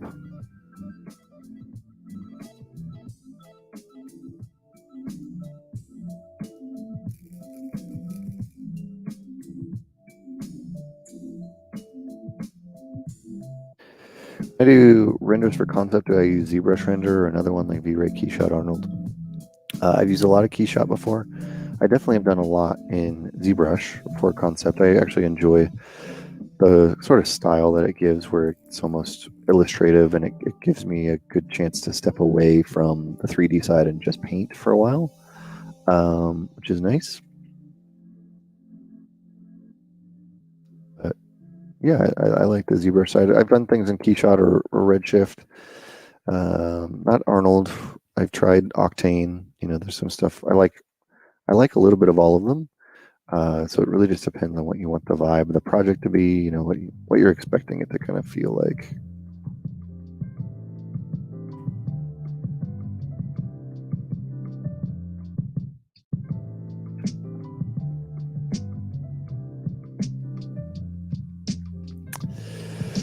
Good question about the, kind of how much variance for mistake for not getting it 100% correct within a concept. Like when you're modeling a concept, what's like the allowance, it seems like.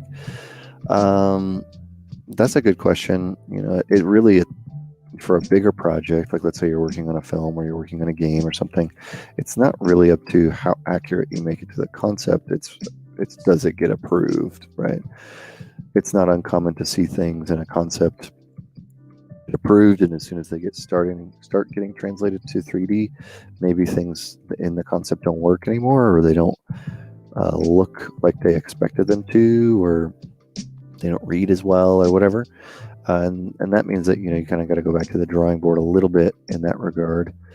And so it's not uncommon to see that change, right? So on a big project, it's not really about hitting the concept art. Obviously, you want to try to get as close as you can, because that's the goal, and that concept art was very likely approved to be in the whatever the project is. But I would say, as long as, to answer the question differently, like let's say you're doing it for a piece of like your portfolio, it's about being able to make it so that when you quickly glance from one to the other, that you don't really notice. You don't notice differences. You don't notice any issues. And so if it's like, this is looking great, but you're like, something is immediately off, right? Something isn't there, or the characters, even another example would be like, obviously this is an extreme, but something being pretty off, people will notice right away, and you don't really want them to notice it. Making, minor and subtle adjustments to them, if you're doing it on your portfolio, because it doesn't work, I think is okay. If you're doing it just because you think it will look better if you do it a certain way, is usually the wrong way to go.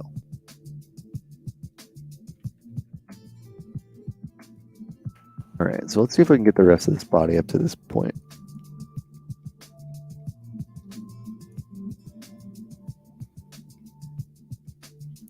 So we've got, let's show and hide everything. This is where we started. This is kind of the mesh that we took today. We're breaking this mesh that we sculpted a little bit. Well, actually last time it was like this. And you can see how it's got less form on it. We sculpted that a little bit, adjust the proportions here on the right. And then we ended up breaking that apart, and we're starting to sculpt that to match even more like the concept is on the far left. So I'd say overall we're making really good progress. I'm pretty happy with how this is coming along. especially when you go like back and forth like this. I'll hide this piece here because we don't really need it. I'm actually just going to do it.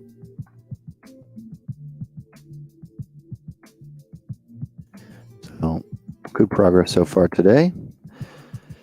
And I think we're going to work on these arms or something for a little bit. I had given it a little bit of color as far as where I wanted the lines to go.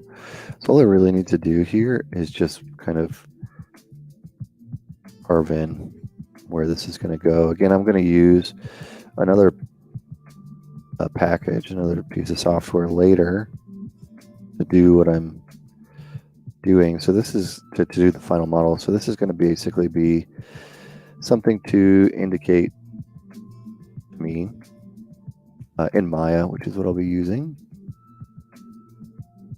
where I should be adding lines.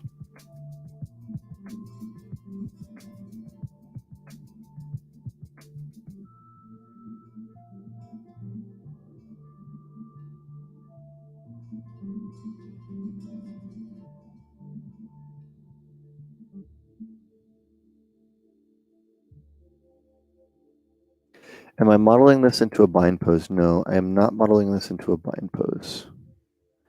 Bind poses are only important if you have a rig that you're going to use, and I don't have a rig I'm going to use, and I don't plan on rigging this to begin with. So it doesn't really need to be put into a bind pose.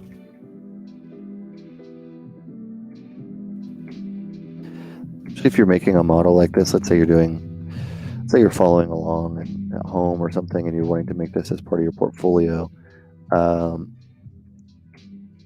pretty difficult to sell the appeal of a model in a bind pose. I often recommend not doing, especially definitely almost never showing a model in T-pose because they look just awful. It's so hard to make a model really appealing in T-pose. Show it in A pose. A pose basically put your arms down in the shape of an A, or put them in a natural hanging position, and I think you'll get a much better looking model.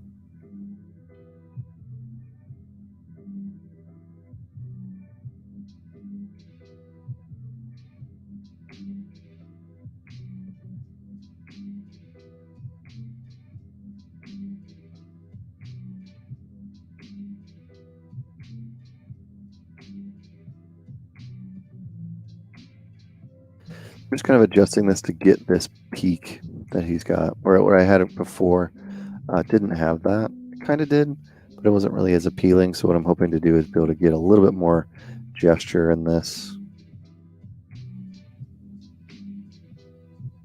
And maybe we'll be able to create rather than it feeling like it's just a single tube, create a little bit of a focus or a peak to this that might be more sculpturally appealing.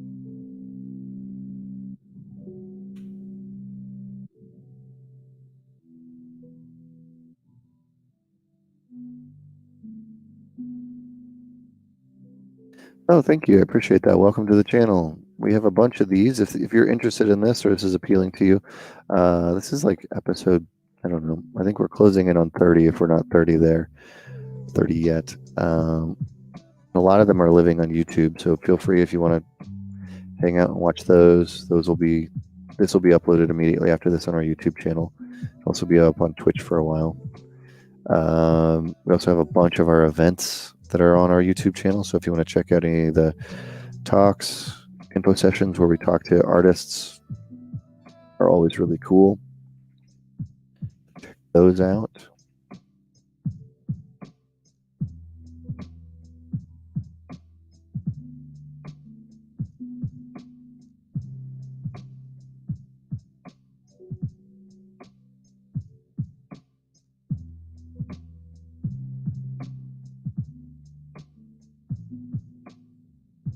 trying to get some of this streamlining that he has in this forearm shape. You can see before it was kind of just round. And so I'm trying to slim it down, get some of these angles in that he had.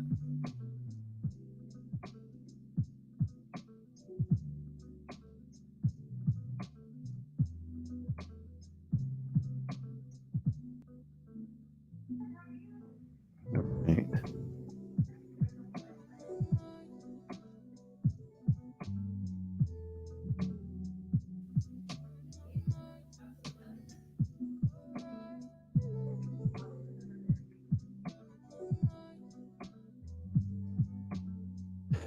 This is one that will probably need to be finessed a little bit in Maya, but I can at least get the hard lines here as far as where they might go, and that'll help out a lot.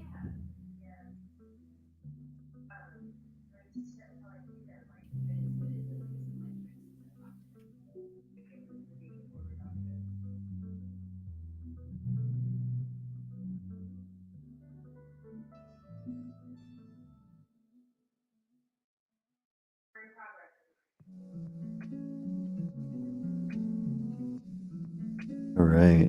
All right. So I think this forearm's coming along pretty well. The hands, I'm not going to spend a ton of time on the hands right now, just because I don't know if they're, I don't really know what they're going to look like yet. That's, to be honest, that's the biggest part of it. And we're going to keep working on these things here. I think these are relatively straightforward pieces that I think just need to be massaged as far as like how much they actually hang off and how large they are. I know that I would kind of want it to feel like it's more integrated into the body, right? Like it kind of sits in there. So I'm just going to like to maybe rotate it in a little bit.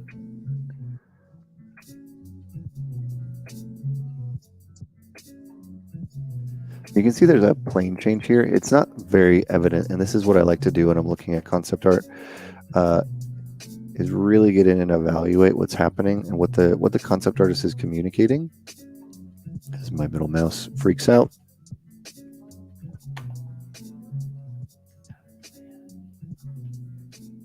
There we go. So you can see this feels like it's all in the same plane, which means it's actually curved at the same curvature. But this side, there's a pretty clear plane change from here to here. So that means that I need to find here, which I'm not doing. I need to do that, right? And that's one of the biggest parts that I need to add to this element to make it feel like it's actually matching the concept. Got some questions from the chat. For someone starting out in character modeling, would you recommend they start off box modeling a character from scratch, or would you rather have them go through the sculpting / retopology method? That's a great question. I think learning box modeling in general is a really good idea. I think it's just to understand how it works, right? How it works, what you're doing, what you're planning to do, how to make a shape, how to make things. If you don't really know how, I think are pretty important, you know. But I do think that method of just box modeling a character from scratch is kind of dead, right? It's pretty rare to just straight up hear that somebody polymodeled a character from scratch. So hard to say, right? I would probably recommend somebody who's starting in character modeling actually box modeling props or box modeling other aspects of a character, or box modeling a base mesh, right, and then sculpting out something. That to me feels like it's more in line with what is actually happening in the industry, rather than saying just box model a character from scratch. Like you'll definitely learn a lot from that. I think, not to say that you wouldn't, because you absolutely would learn quite a bit from that. But I don't know if it's going to be. It's not going to be indicative of like what the actual pipelines are.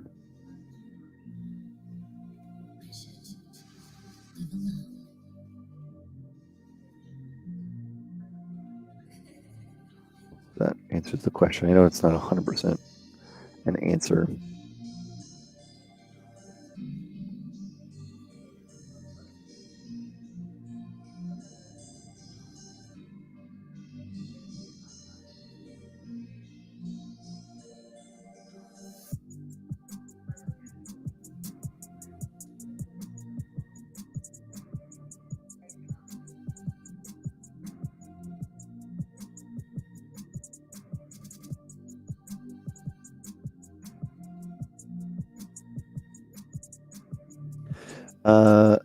It's definitely a PBR applicable. Would I connect the floating geometry with manual retopo?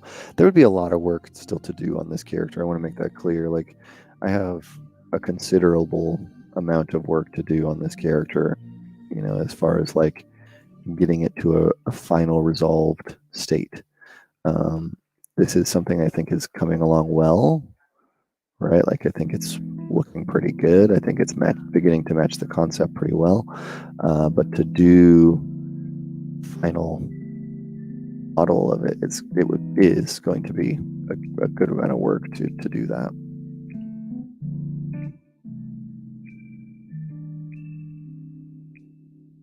We're doing retop, making a full model, and then bake. If this was game, maybe doing a game res or a cinematic thing, baking that all down.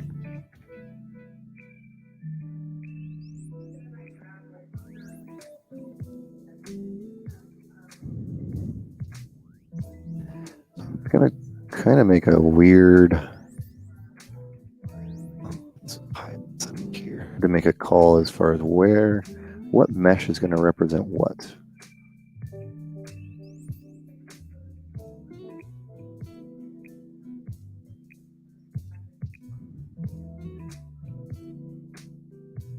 So this is me getting this green line that is a pretty clear separator for things.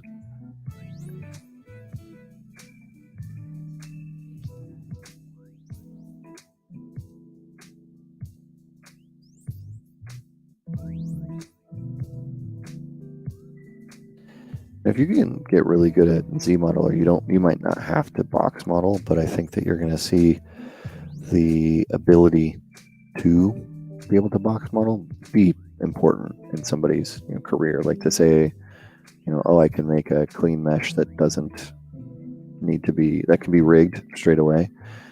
I don't know if I've seen, maybe, and it's, I say this every time about ZBrush, and then I kind of always end up eating my words, but they currently, I don't know if you're able to really make production ready meshes from their stuff, right?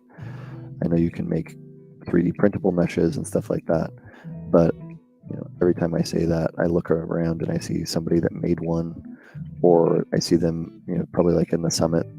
They always are releasing amazing, cool tools. Pixelogic is probably one of the most innovative software developers, right? They're always adding new features. They're always finding ways to do new things that you didn't expect them to do, right? I mean, Dynamesh was a huge thing. This is almost under a decade ago. Dynamesh, ZRemesh, another huge element. Booleans, live Booleans. Just there's so many things that they've added. Then Z modeler. Then we're talking, so many different elements that they've added. Dynamics now, which is a huge thing, right? Simulation. They've added so many things.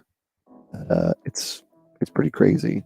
So learning Z modeler, I think, would be, if you want to be a character artist or any kind of a modeler in general. Z modeler is probably a really good idea.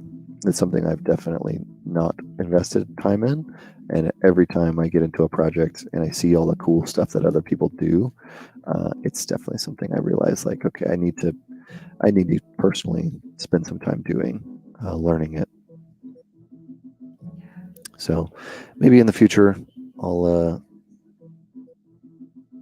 find a good project or find something that I should learn it on.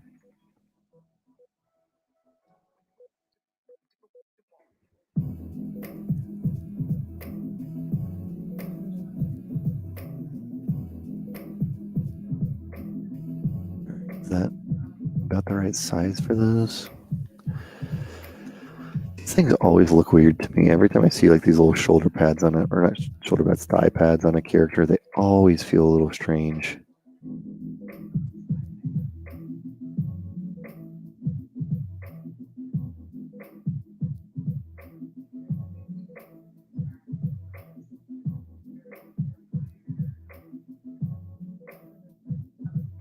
So now I'm at this weird place because I said this was going to represent the green, but then I have this, which needs to be sculpted.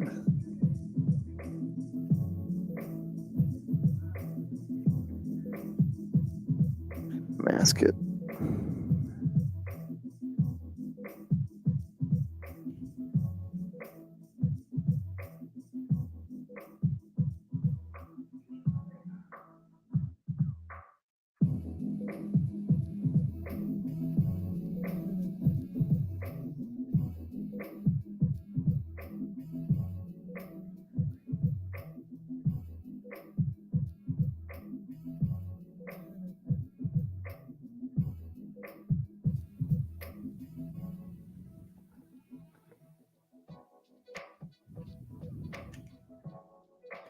Michael Pavlovich is awesome, man. He's done so many good tutorials and really pushing.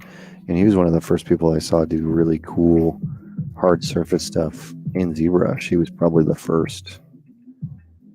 Remember it was like a Eat 3D tutorial that was like a red robot, like a really big, bulky red robot, and that he was showing much similar to what I'm doing here, but taking these pieces and sculpting them.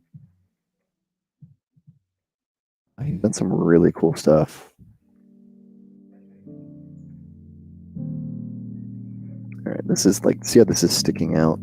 This side it's not, and it's totally flat, and this side it's sticking out. I think it should be sticking out a little more and creating this gap right here, which I don't have. So I'm going to rotate this to get that gap. And now it looks a little short. A little longer just for good measure.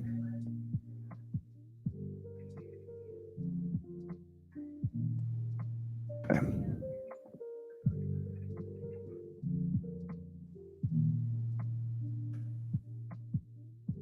All right. ZBrush and creases. Yeah, I've never been a crease person. Creases are available in other software packages. They're in Maya, they're in Max, they're in other things. They're really cool, but I've never really felt like I have a ton of control over them. I've never really used creases in any of my work. The hand is this little gauntlet on one side that I'm not really sure where it goes. Is it just the back of the hand? This is a very confusing shape to me. All right, let's see. So this is the before and after. You can see we're making a lot of really good progress, especially in this area, because that's where I've spent most of my time.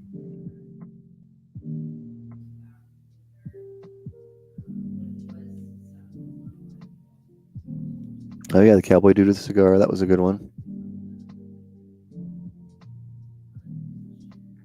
His head feels like it's like, there's something where it feels like it's up. I don't have that yet.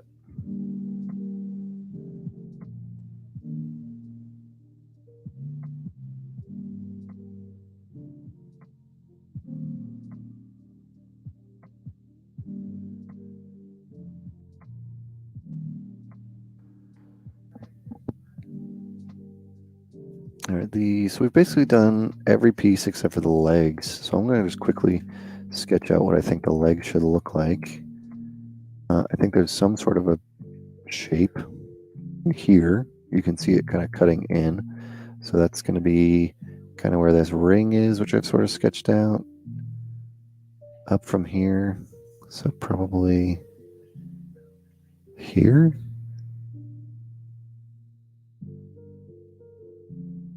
There's another one that's in here. So I don't really know what these are, but we know that there's a shape. It's more sweeping down than what I have. Okay.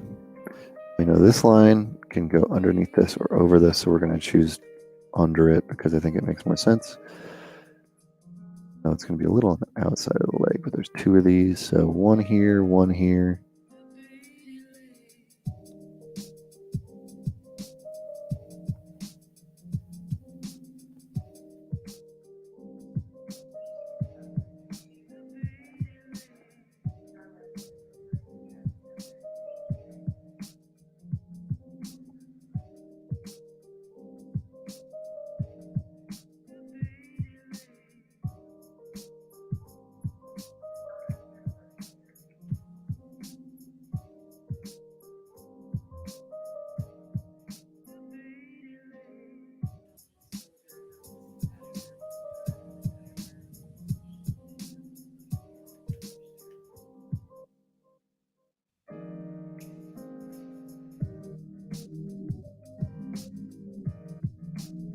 Interesting. This one goes like straight down. Has this other line that goes off of it.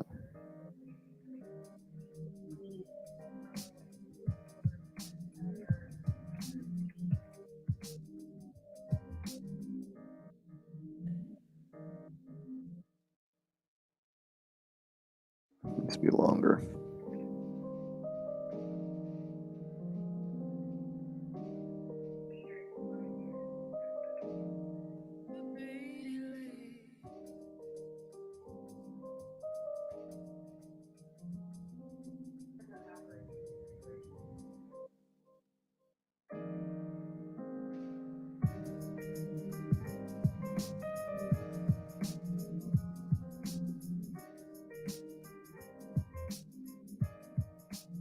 Trying to figure out where these plates are going. And when doing that, making sure that you get a little bit of what was there. Not just the direction, but also like why they're there. Yeah, doing this should be straightforward in another piece of software, Sword probably as well.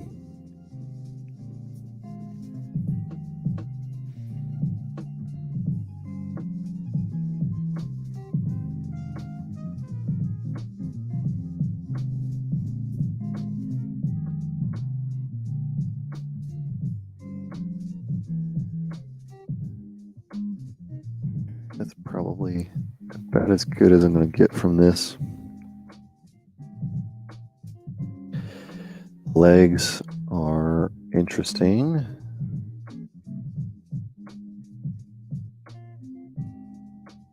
Boy, hands. Boy, hands.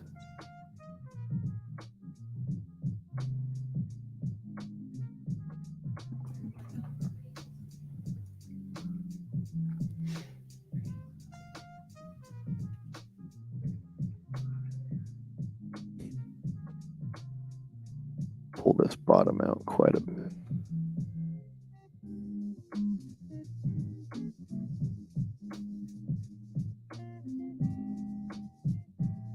It's pretty flat.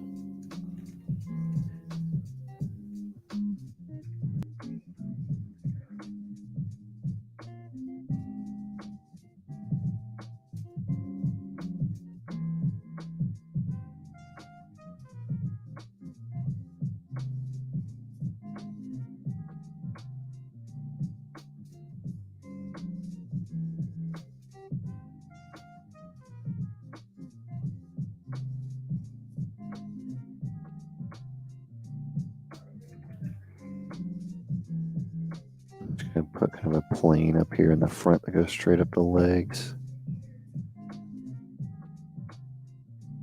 I'm gonna smooth it out quite a bit though.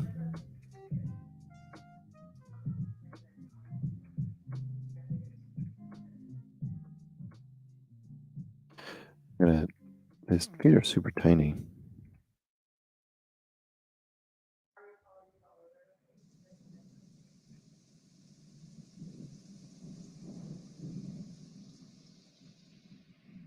Get some of this to be a little more streamlined.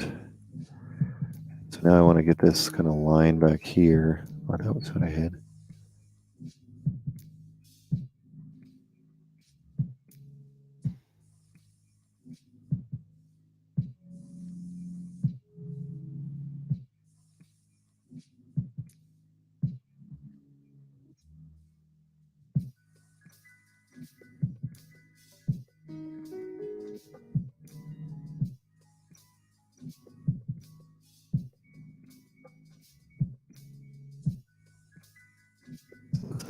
go past like this red line doesn't seem like it goes past too far forward on the leg, so I want to try to keep that, say, like, you know, stroke, lazy mouse, that's fine.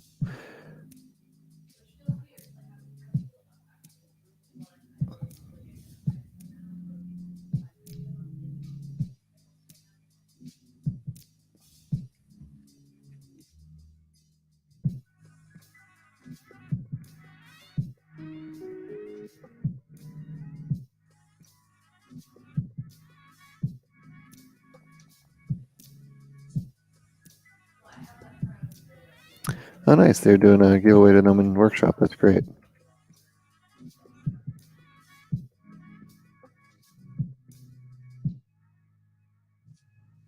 All right, so I'm going to just quickly, I might have to remodel this entire leg, and I probably will. What I'm going to do is try to get the idea of how many of these little divots, like these little, there are. So now that I have like a decent, like especially if we go back and forth, the back and forth, you'll see that the shape is a little bit more refined. Now that I have this, I can kind of come in here and say, like, it looks like there's like 1, 2, 3 cuts, one ish. I don't know. It's a little, it's painterly, so it's hard to tell. So I'm going to say there's a central one.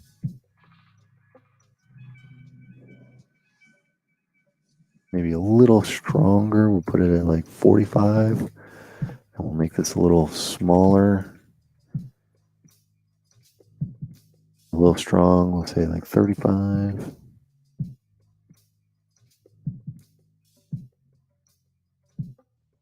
Okay, so one. That's the first one.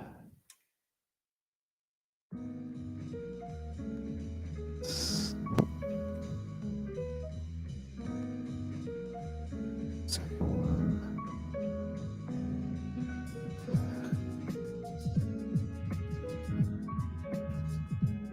Third one.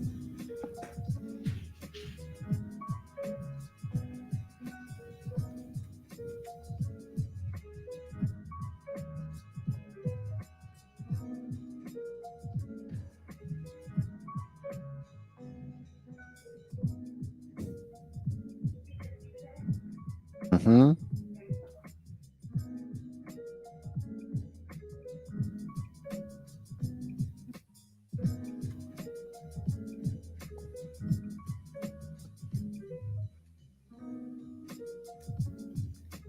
So that's roughly the size and the shape of these. I'm going to blend in this last one so it doesn't feel like it's just a big tube sitting on top.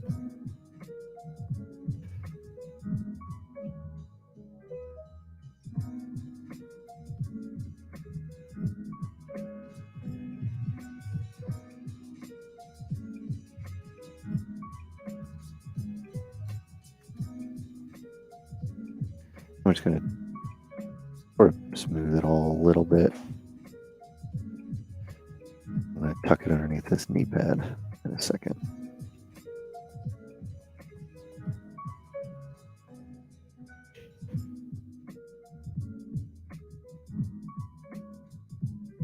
Foot will need to be a separate thing. I'll probably just model that. A little easier.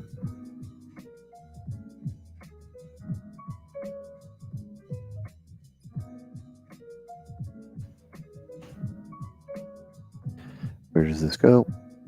I don't actually know. So we'll just make it curve up and all the way around.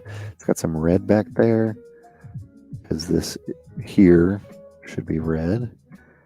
You know that, like, through this, like this, we'll say just under here. This is all red, right? Oh, nice. Nailed it. Hide these for a sec. This is all going to be red.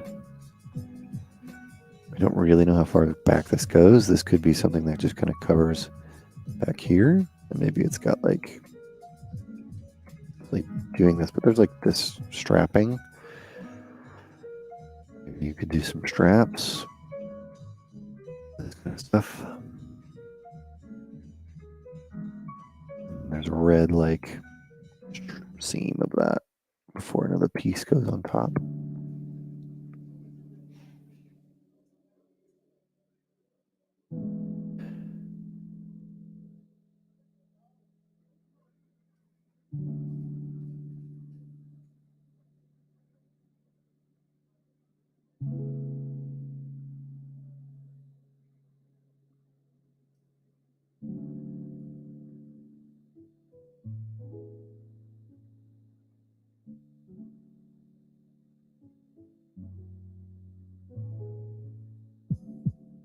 Push this in so that it feels like it's built into this, maybe.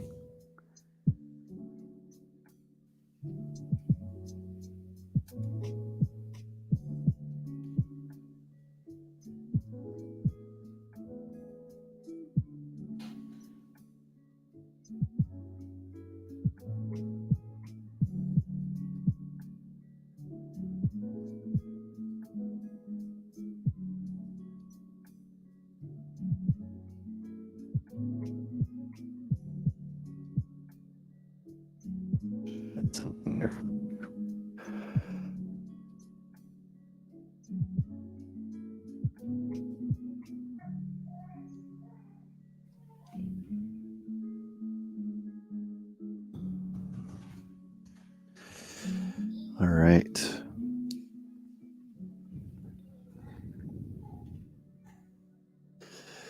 All right, so let's get the piece that we know is like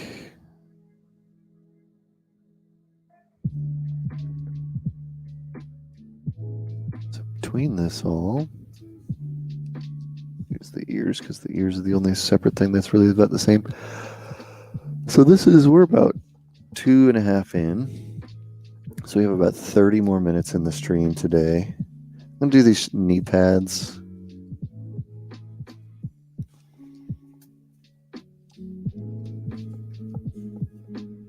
And then I think we're gonna be close to done. Maybe if we get time, I'll do a little time in the hands today.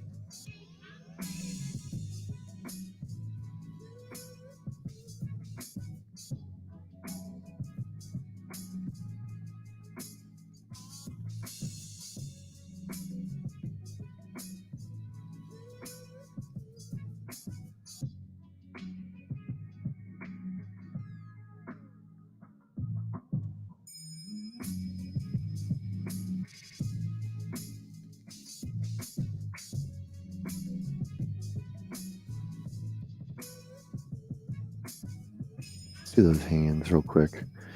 Even if it just quickly sculpt, a quick sculpt to make them not look like they're boxy. So I'm going to turn off smooth, subdivide. Oh, it looks like maybe I've already done that. Okay, good. I already have that. We know that we're going to need a little bit more bulk in there. I think I need to bring in another piece here. Insert just a cube. There we go. Done.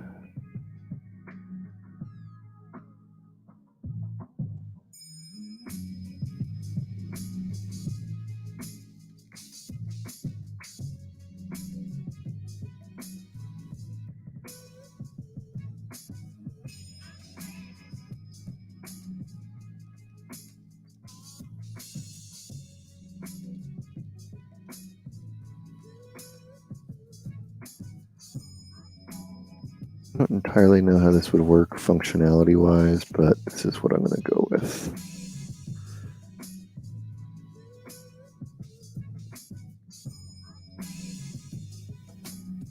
Add that quick line before I do this.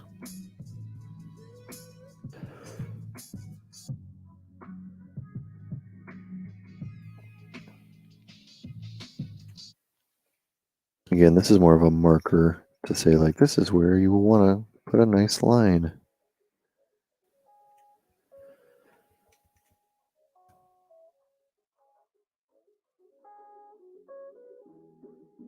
All right, these need to be dynameshed. Lower subdivision level, that's fine.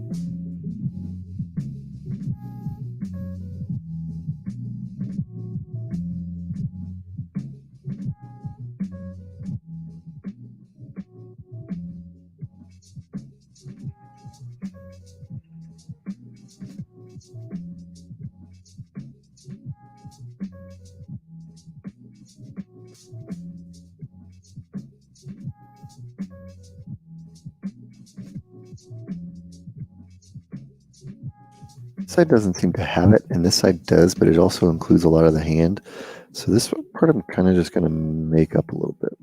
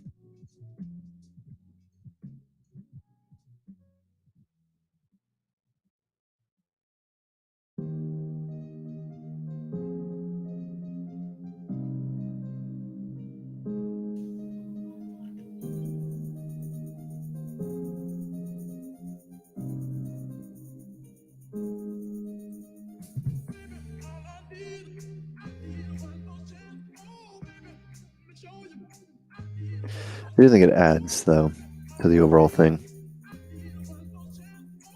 Do I think it's more important to understand the fundamentals of a workforce over a software?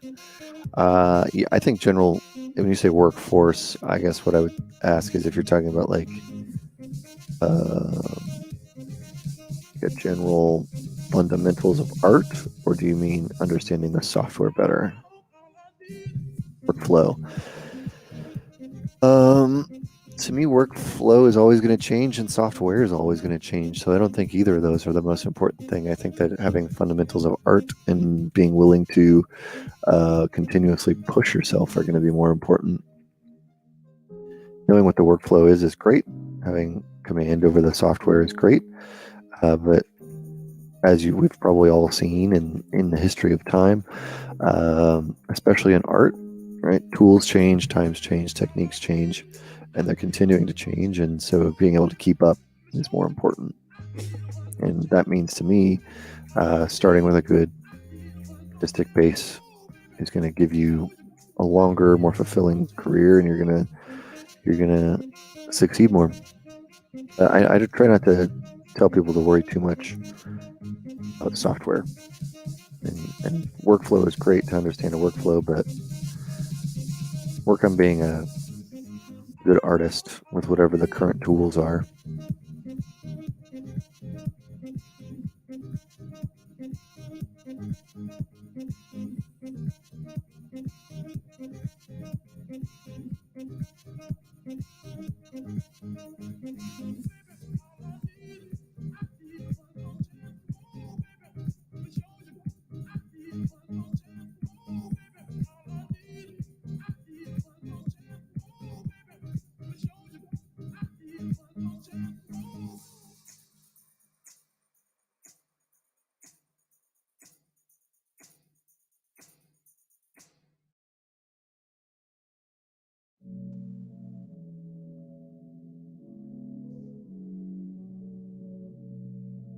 This is also just gonna be kind of round. I suggest learning how to concept draw. I think just being better at drawing, not necessarily concept drawing, is what I would suggest. If you want to be a concept artist, then obviously be somebody who execute the ideas and is a problem solver for what something should look like. Then I think that's a smart idea to learn painting and specifically concepting. But I think fundamental skill stuff is what I would really focus on. That doesn't mean to me concept art. That means figure drawing, right? Just generally how to draw the figure. That means plein air painting, charcoal drawing, perspective, visual communication. Understanding that first can get you a lot further than saying I want to be a concept artist and trying to make creatures right away. You can obviously, some people succeed in that, but I think you'll have more success if you go back to the fundamental and say, what is the fundamental skill of what I want to be, what I want to learn, and start there. It's not as fun and exciting and sexy of an answer to say, this is the way you should learn, or this is the thing you should learn, but it's how you build up the skill, the underlying skill, rather than just being good at one thing.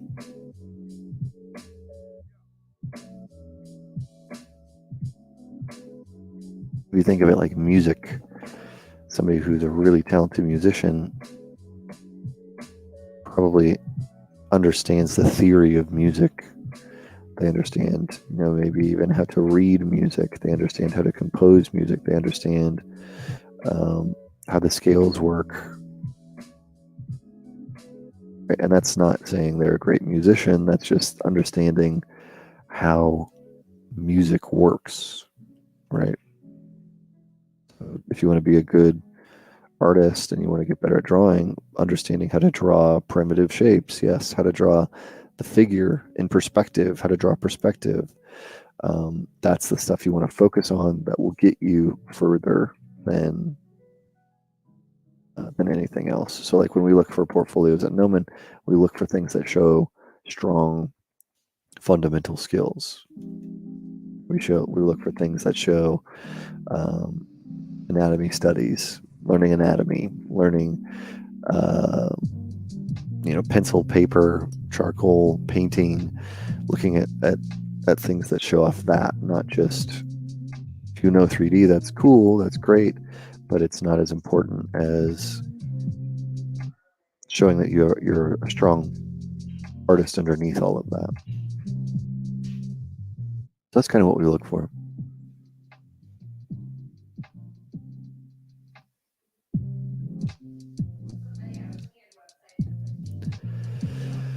Yeah, and there are the Gnomon School just put in the chat. There are advisors. If you're interested in Gnomon, or if you're interested in kind of seeing what you should work on, you can chat with them about your portfolio.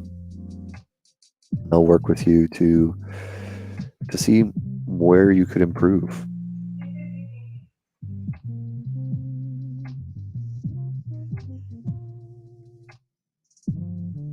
All right, I think we're at a pretty good spot right now. We got about 20 more minutes left in this in this stream, and I think overall, I think we're hitting a pretty good space. I think these forums are a little confusing. There's some elements in them that aren't really working for me,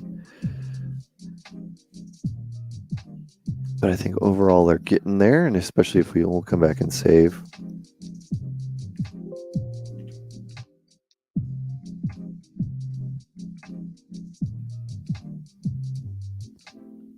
This is where we are now, and this is where we were at the beginning of the stream. So what we've done is we started here. We kind of took a quick evaluation, took a step back, took a look at what we've made so far, right? So what is the status of it?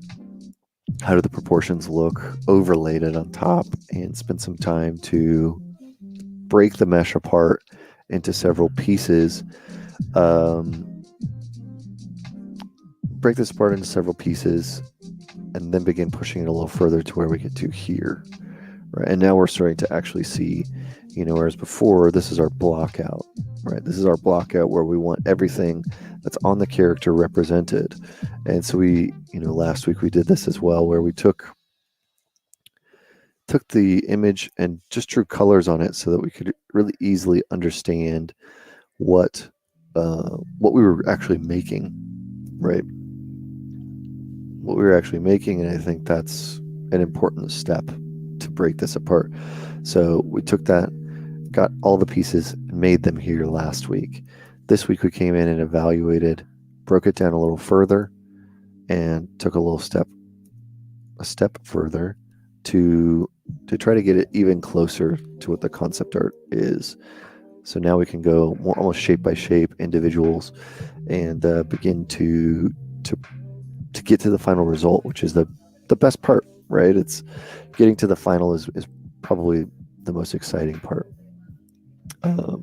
So yeah, this is where we're at. I'm feeling pretty good about it. There's some stuff here on the legs, that are feeling a little odd for me.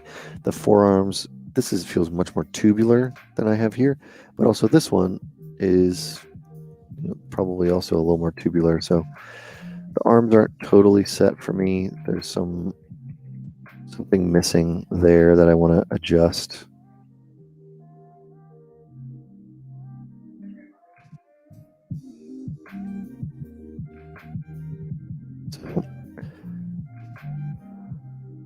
So I think the way that they have it, that Bjorn has drawn it, is a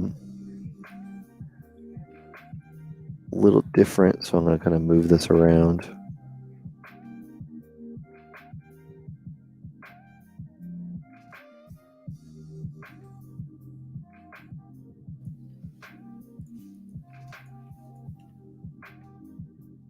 Maybe that'll help.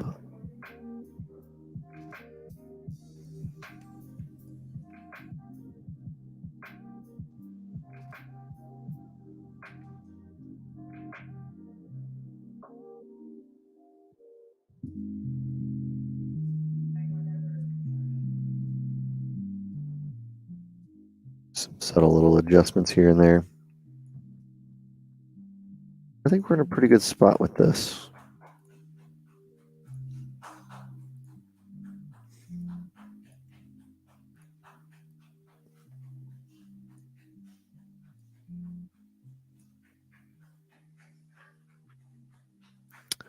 If you're looking for the concept artist, you would be looking for Bjorn Hurry or Huri. I don't know how to actually pronounce it. I should learn that.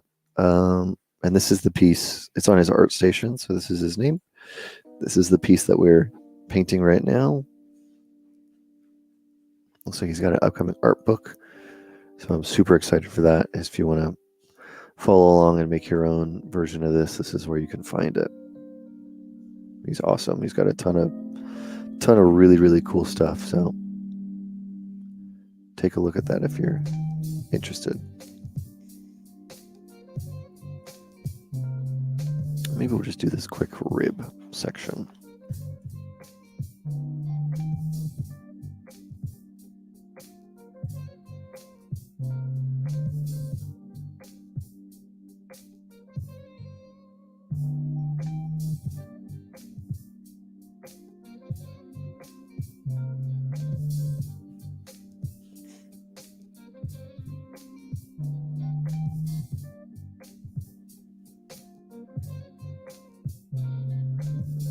I'm going to mask it off because I find it a little easier to paint the masks.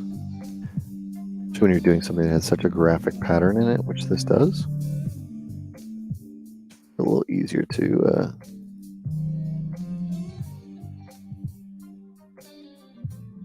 dictate where it is.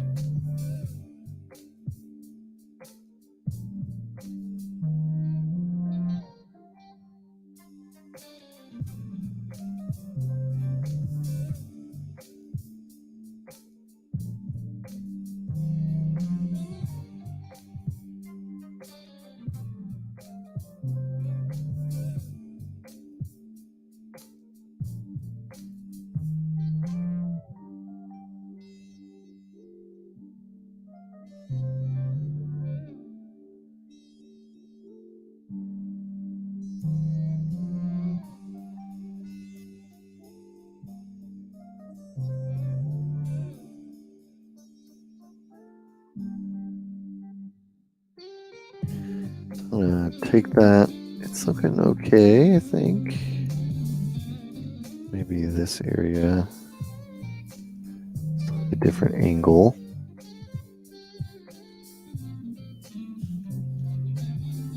Kind of cut it in this a little more.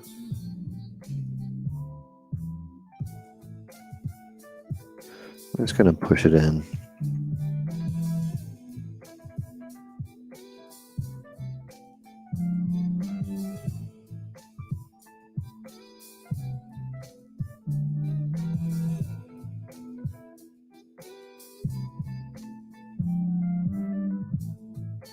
That'll give us a decent starting point for this.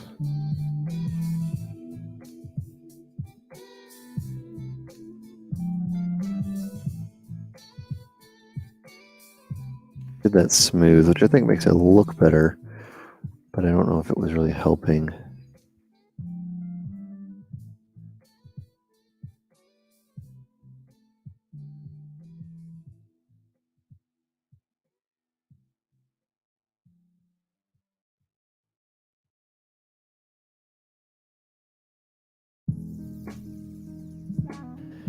This piece should be bigger.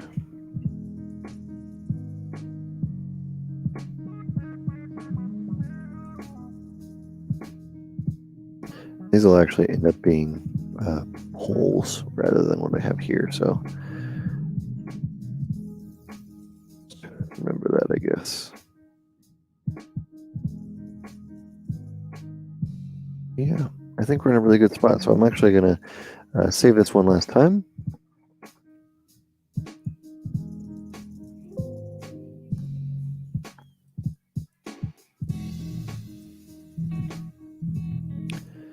We're getting pretty close.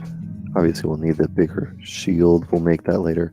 We'll make the sword, make this little hair piece or this little thing that's kind of flopping around. But I think from where we were at the start of the stream to here, I think we're in a good spot. So feeling pretty good about how this is looking. And I think I'm going to end the stream here. Even though we're 10 minutes early, I just feel like we're at a great stopping point rather than trying to milk a couple 10 more minutes. So thank you everybody for joining the stream today. I really appreciate you guys hanging out with me. It's been fun. I'm happy how this is going. I'll be doing this for the rest of the month. So stop by next week. I'll be here again, and I'll be here. We'll push this a little bit further.